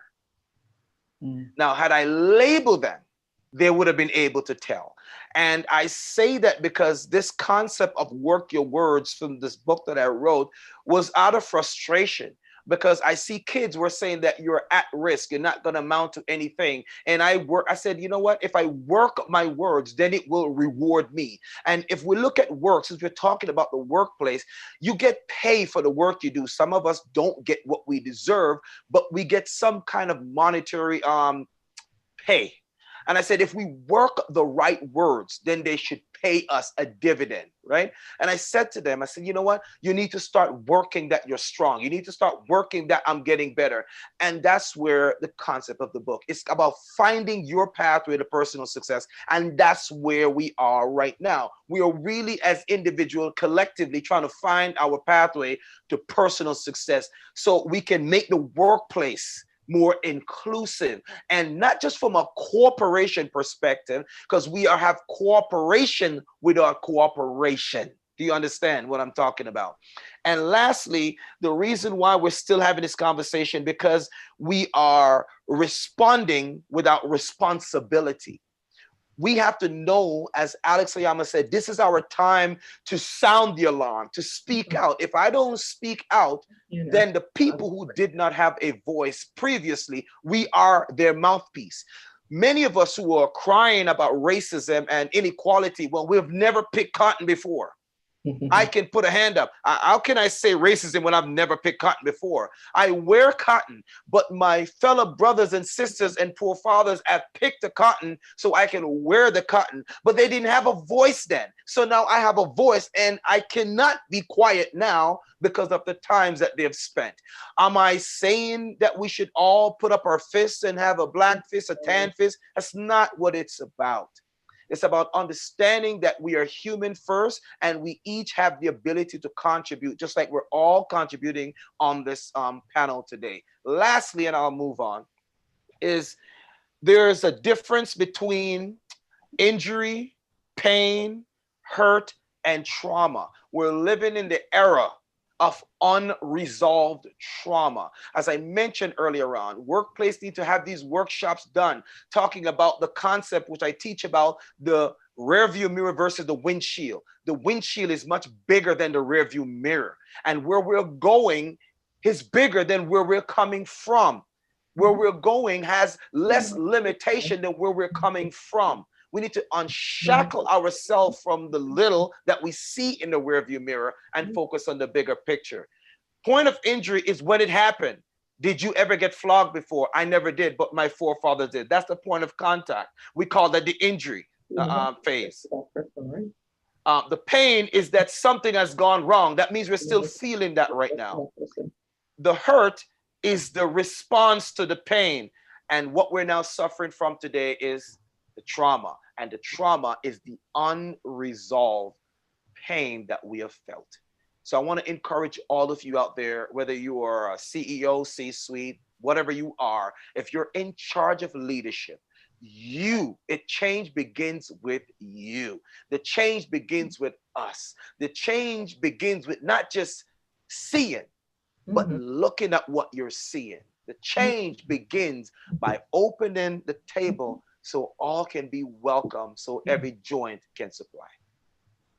Very well put. Very well put. Thank you, Andrew. Thank you so much. Wow, this is rich. We had a question from, who was it who had the question? Was it Richard Messin? Richard Messin had a question. Richard, did you type your question or we can't see it? You had a comment and a question. No, I just want to briefly share something and ask a question to the panel. Okay. So first, I just want to say that this is really a privilege to be, in this discussion. And I just want to say that I think it's so palpable. I think all of us can agree that we all recognize that the human yearning that we all have to solve this problem.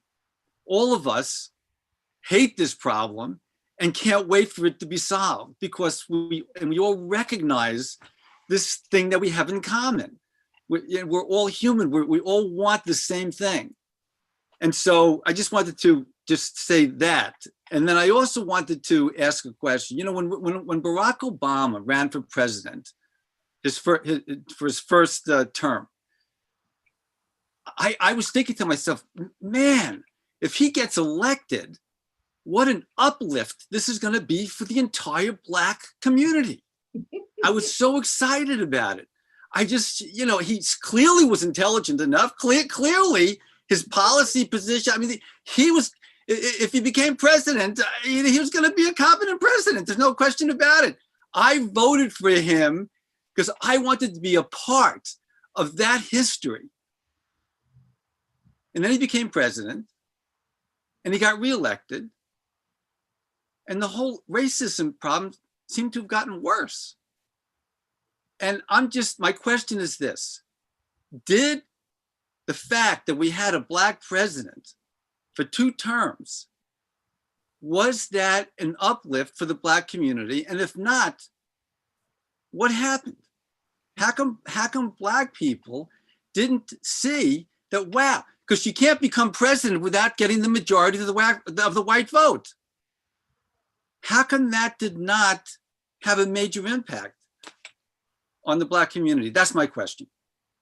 Richard, I am so glad you're here. Thank you for the question. I am so glad to be associated with that. I spent several years living in the United States. I've schooled there and I've taught there. And to answer your question, I'm not going to just meander around. I'm going to get right to the point.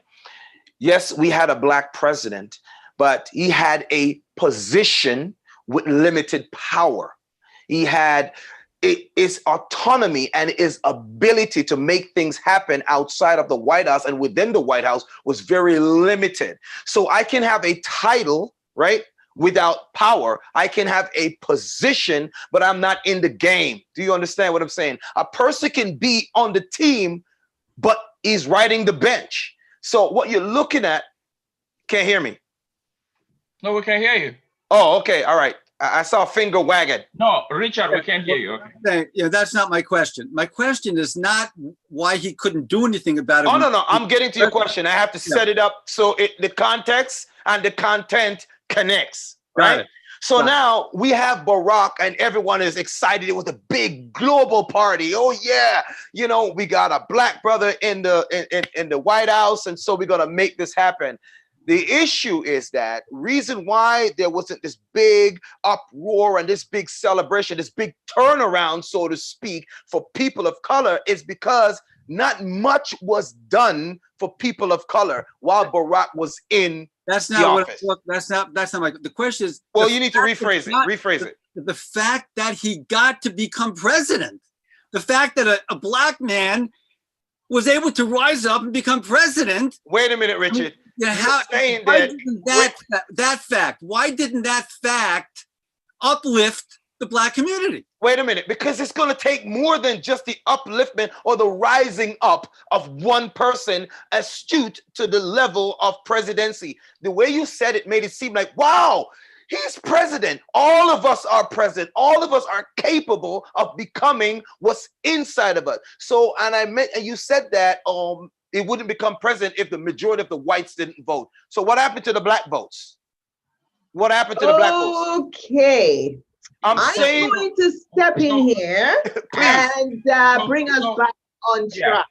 Yeah. So, but Obama's presidency empowered a lot of people to move on. If there was a way to measure it, which it's really, you can't really measure that. But if there was a way, you can see that if he hadn't, there would have been people who, even in their mind, could not have risen up, right? So his presidency enabled people, even this lady, this vice president-elect, yes. So some women fired up, and that because they are fired up, they are going to go further just because she is vice president-elect. So Obama's presidency, without a question, yes, it was limited politically, and Trump uses executive order for anything. Obama, would like to go through the process and stuff and then get knocked down. However, the fact it was there elevated a lot of people's mind, even as far as in Africa, even as far as in Asia. Just the president. So what do we do as speakers? We inspire people to rise up. Then imagine that, he became president. Just by that alone, inspire people to rise up. Yeah, so we may not be able to measure it and see it. And yes, he could not really, or did not do some tangible things that you and I would have expected because it was being, politically correct and all those stuff. So, but his presidency, my God, did a lot, not just for Black, for women. Ben had his hand up. And Phyllis, did you want to weigh in on this too? I just want to say that you are the only American on the panel, true American. Black American. Yeah, the question needs to be honored, and I think I want to say it's a good question because it's a question that is out there. It represents what the feeling is. So, I mean, one person getting to the office is the point that's being made, isn't going to make the change. Mm-hmm. I mean, frankly, if Jeff Bezos was Black, that might have made a difference. If Bill Gates was Black, that might have made a difference. I mean, that started at the beginning of Alex's presentation. Power seems to be the answer. So that's where the change has to be if you really want to see the change. But the fact that the majority, that you had to get a majority of white We people have another vote, answer that before didn't- you comment. that wasn't, that revelation didn't make a difference. The fact that you can't become president without getting a majority of the white vote, We heard you. Can I put you on mute? And Ben, go ahead. Yes. Ben, you are muted, you know. Okay, yeah. Yeah, thank you for the opportunity. And Richard, thank you for the question. I'm not gonna like Andrew try to address it directly. I probably try to address it somewhat indirectly. And I bring it back home to our current scenario. I think we want to be able to address things from a typical organization scenario. That's what this is all about. This is wellness in the workplace. And we see the workplace as an extrapolation of, our community, our state, our province, our country at large. Charity begins at home. If we can't depict a scenario within our minutest context, we cannot extrapolate to the larger context. In the workplace, one of the challenges, at least for me, that I see in the Canadian workplace is I don't know whether that obtains in the US as well, is the fact that qualification is unrecognized. Qualification is unrecognized. And what is recognized in our social construct of a typical workplace is the relationships that people have with each other. And that relationship trumps any form of qualification, success, history that you have. And I wanted to ask a few questions, because earlier when I introduced myself at the beginning of the previous session, I talked about the micro, the meso, and the macro level, and that there are certain questions that you want to ask from the country level down to the local level within the organization. Some of the questions could be, how does your government see diversity and inclusion? What is the representation of your government from the top level to the middle management level, your provincial governors or representatives, your city representatives, your council members, and all of that? What's the numbers? What are the numbers of those representations? At the city level or your municipal or community level, ask yourself the question: who takes you to the airport and what's their qualification? If that guy that writes you on a cab is a medical doctor, is an engineer, has been a lawyer in some other country, wherever, could practice, decided one day for one reason or the other, I'm just gonna pack my bag and move to a land of dreams, shows up here and cannot fulfill those dreams.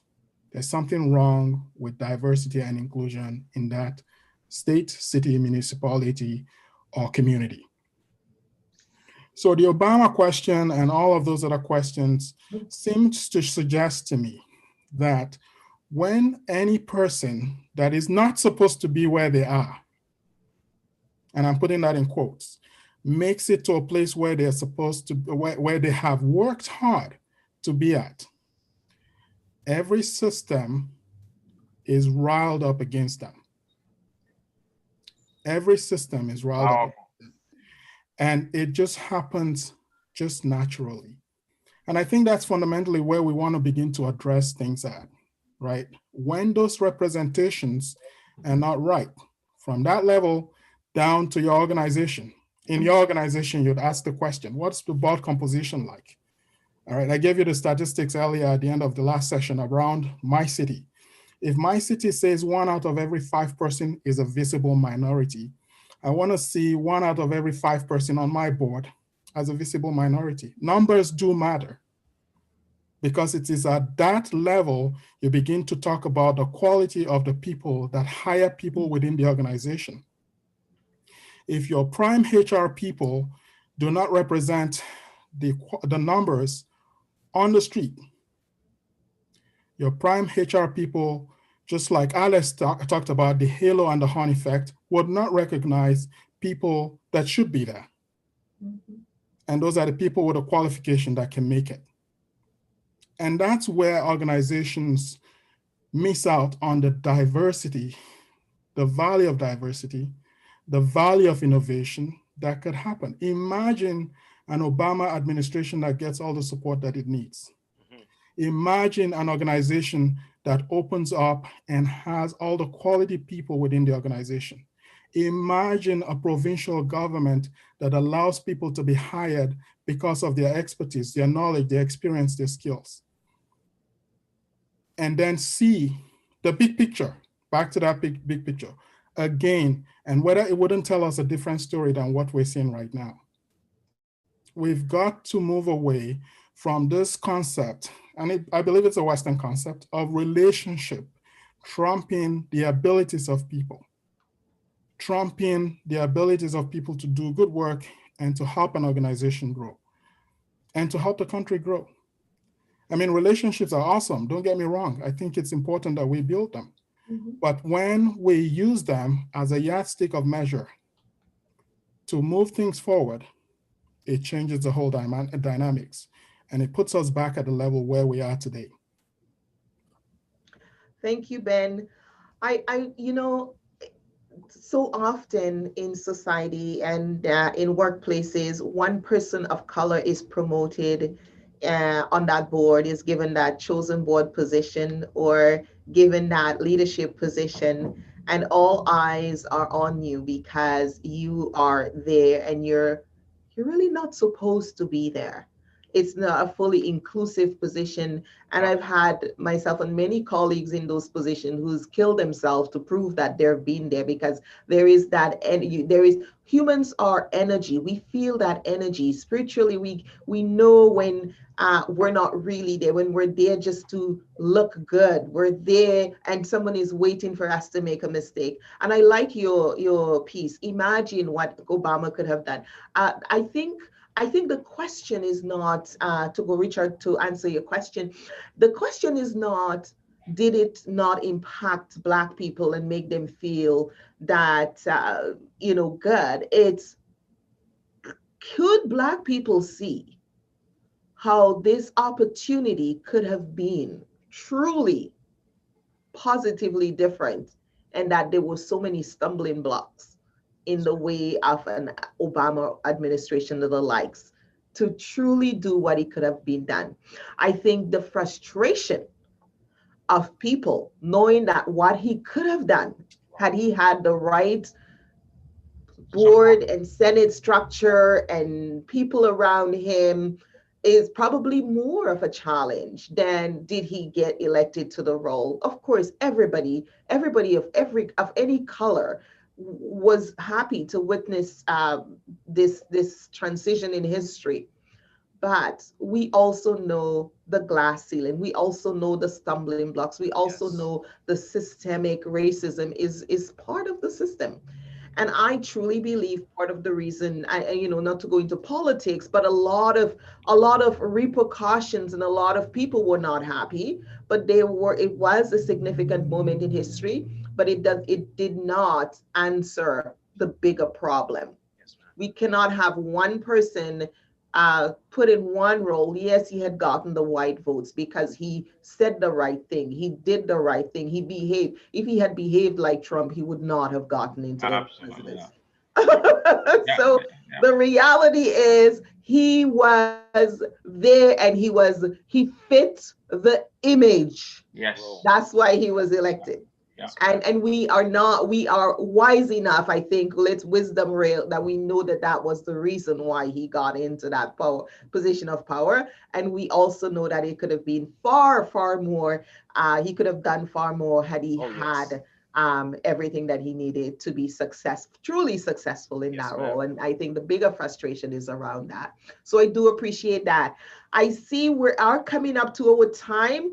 We do have Antoinette on here. Antoinette Zloty is doing a very incredible program here in Manitoba around Black mental health. Because as I mentioned before, a lot of our people are working so tirelessly and feel that they have to work so hard. And sometimes that impacts our health and well-being, mentally and otherwise.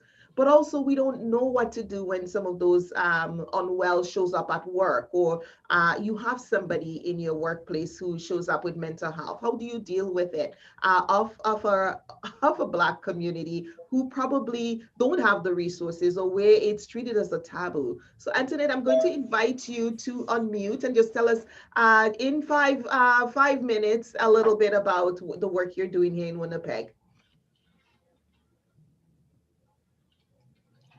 Hi, everyone. It's been very interesting. It's been an education for me, hearing all of your input. Can I just say something to Phyllis with respect to going out with others for coffee and so on? I found that, like, because I'm an extrovert, I really love that. I really enjoy that in my workplace. And I worked for many years, like over 30 years with the government here in Manitoba, and my degrees are in social work, bachelor and master's levels. But something that struck me was the fact that there are a lot of people who have hired friends into positions, or people that they knew through the husbands knew each other, and then the wives sort of had that connection. And I think that when we don't have generations of people who have been in positions of power and in affluent positions, we don't have those kind of connections already there when we get into the workplace. So I think that sometimes that's what affects that too. But anyhow, with regard to this project, we're very pleased that the federal government approved 9 projects across Canada, and one of them was right here in Winnipeg. And what we're working on is we're developing a mental health promotion toolkit. And what it will involve is addressing certain areas around the social determinants of health.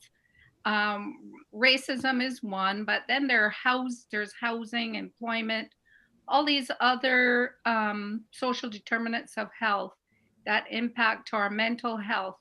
And as Black Canadians, many of us come from different parts of the world. I was born in Barbados. Our prime minister is a Black female, and she's the first woman in that country to be prime minister. So nobody's jumping up and down and saying great, wonderful things. I think we have to sort of look a little wider than just the United States to look at examples of leadership and changes that are happening. But anyhow, getting back to this toolkit, we do have a team, and we have a consultant group, and nationally, there's a working group of Black Canadians, very accomplished people, like many of you here. And so we're looking forward that by the end of summer next year, we will have a toolkit that will really help us with actually having a common knowledge base around mental health and mental illness. Because again, because we all come from so many different places and different experiences, hopefully this toolkit will bring together some of our common knowledge with respect to mental health and mental illness and about well-being. And we'll start to have this consistent approach. And I think that that's something that you might be looking at too over the next few days, is coming up with something that maybe, even though you might be coming from different perspectives, it would be kind of good to have something that you all, or we could all agree on in terms of going forward, even if there is a strategy or an approach within the workplaces. What are the core things that we need to be championing out there? So anyhow, it's been interesting, and I look forward to the rest of the week. All right. Thank you so much for bringing us up to speed on what you're doing, Antoinette. And it's 3:21 and we're supposed to wrap up in 9 minutes. So we're going to do our summary. What is it? We're going to do reflections. As you reflected on this day, what were some key things that stood out for you as we do? And this is not the end of this. I just want to remind all of you here, you will be hearing from me. The Global Workplace Wellness creates an amazing platform for us to do incredible work. And it really is the start of so much more. I will tell you, this summit was supposed to be live. We partnered with the College of San Mateo. It would have been live in California, and the audience would have been different. The speakers list would have been different, but the universe decided that we need to be here, and we're all here right now. And I think it's an opportunity for us to say, what more can we do? So I really am honored that you're all here. And those of you in our audience, thank you so much for spending the day. We look forward to seeing you tomorrow. We start bright and early. We have our keynote speaker starts at 8:30 a.m. Dr.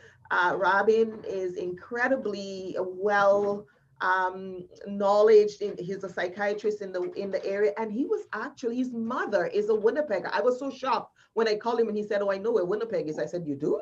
He's like, "Yes, my mother is from Winnipeg." I said, "Oh." So it's just amazing how this summit, I will tell you, in spite of COVID-19, happened the way it did. So thank you all for jumping on board and being part of this dialogue. But here we're going to go around and do reflections. What was the thing for you today that you're taking away? What stood out for you? What are the key words? I have tons of notes. What are the key words that stood out for you today? Let's go around. We'll start with Judith. Did you want to type yours in? All of you in the chat, go ahead and type yours in the chat, or if you want to unmute and share, because we're not that many people left, so you can feel free to unmute and share your piece. Sure. Go ahead. Sure. Thank you for the invitation. It feels to me like all the panelists, what they were saying, if you dig right down, it felt like there was sort of a faith-based or a very spiritual tone to their value system. So I found a lot of commonalities, whether Indigenous or from other or Jewish or from other traditions. So I think that if we get back to those basics, a lot of the answers are really quite clear and apparent.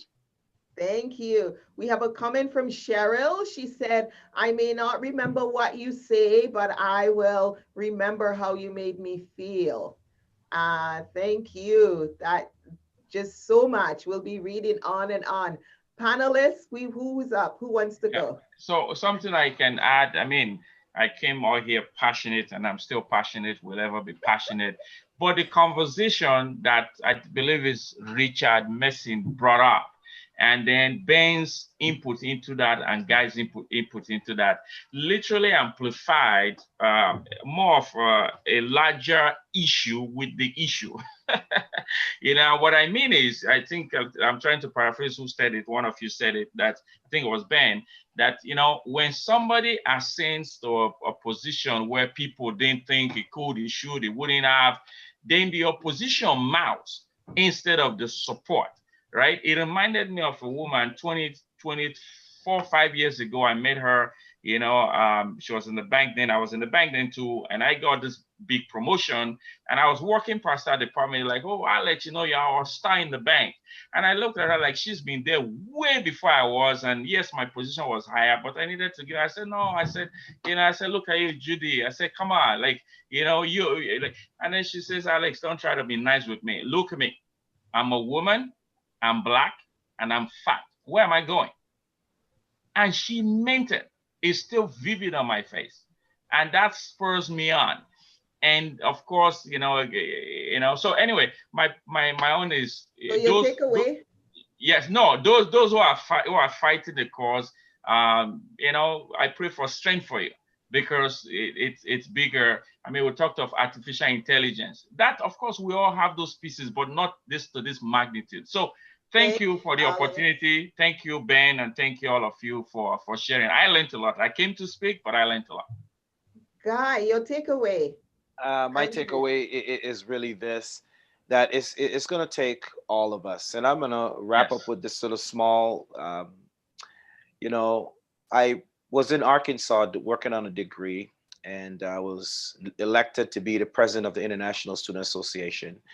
And so I was leading all of these different people come from different countries and so forth. And I was supposed to put on this event, and I needed some international flags. And I went down to this thrift store, and I was the only one in the thrift store at the time. And of course, I'm a black man, and this is in the South, and it was in a storefront, and there was glass there. And then this Caucasian lady, she was having a rough day, and she became emotional. And then I'm looking at her, and then, the voice said to give her a hug. Now, I'm not trying to make this spiritual, but that's what happened. And me personally, based on my faith, that's just what the Lord telling me to do something. Yes, it was new. Yes, it was strange. Yes, I was uncomfortable. And I was scared that I was going to get shot, because me hugging this person in a store, and it's in front of the glass door, I'm thinking somebody is I'm a target. And I took a gamble. I hugged the lady, never met her before, first time. We're the only one in the big department store. I hugged this lady. She started crying, tears coming down her face. And then I asked what was up. She said, you know what? My son has gone on to Afghanistan to fight. He's a Marine at the time. And so I don't know if he's coming back. And so I told her my story. I said, when I left home to come to school in Arkansas, my mom cried too. And so I understand what you're feeling now that you don't have a son that may not come back. I want to encourage you that he will come back. And that day, hence, I went down there every weekend to help her work in the shop free of charge. I just wanted to come and help. To this day, she has adopted my two sons who were born in America, black kids, and she's white. And the thing is that I'm trying to help you to understand, if we see past the skin tone or this paint job, we can create ripple effects that will not only transform the workplace, it will change the planet we call home. Thank you. Yonasan. I typed in my answer, but I can say it here. I really liked Andrew's imagery of the circulatory system. You're welcome. I think if we reflect on that, it contains a lot of wisdom. Thank you, sir. Excellent. Phyllis. Oh, I'm just in love with every single person. Joyce, when this COVID thing is over, I'm coming to Winnipeg. I'm telling you, you got some great friends up there. And if I had to go on a journey, I would want to be in the boat with all of them, or the plane, depending on your preference. Okay. But I really, really am so grateful to be here. That's all I want to say. Thank you, Ben. You're muted. Okay. Yeah, I'm gonna read just a very short poem that I wrote after George Floyd was killed. Bear with me here. It's just it's not very long. It's really short, but I think it reflects some of the thoughts that went through my mind. While after it was killed, and because I lost my job in February this year, right before COVID hit, so many things that just went through my head, and the best way for me to be able to do that was to put this down on paper. So here it goes. I can't breathe. These words had me troubled the past few days.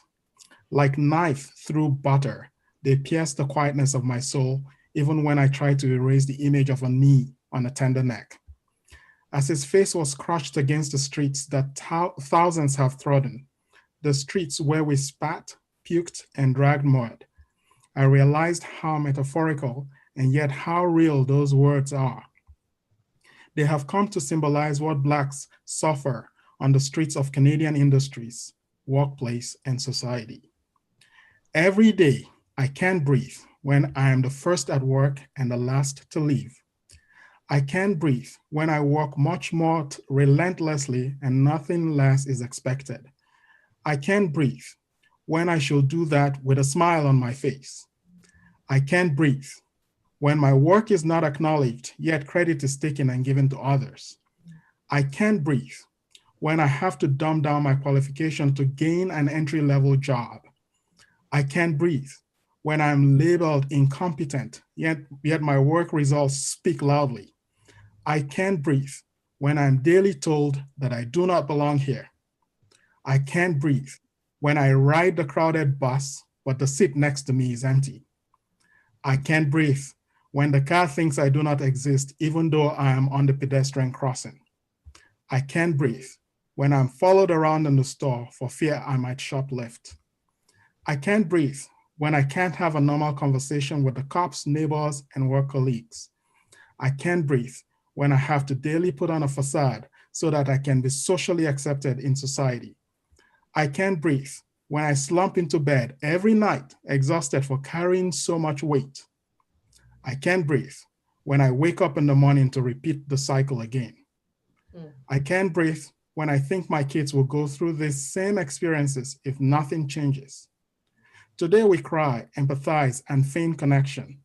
Tomorrow we return to the status quo like nothing happened, back to square one. All I ask for is a space to breathe, in society, at work, on the bus.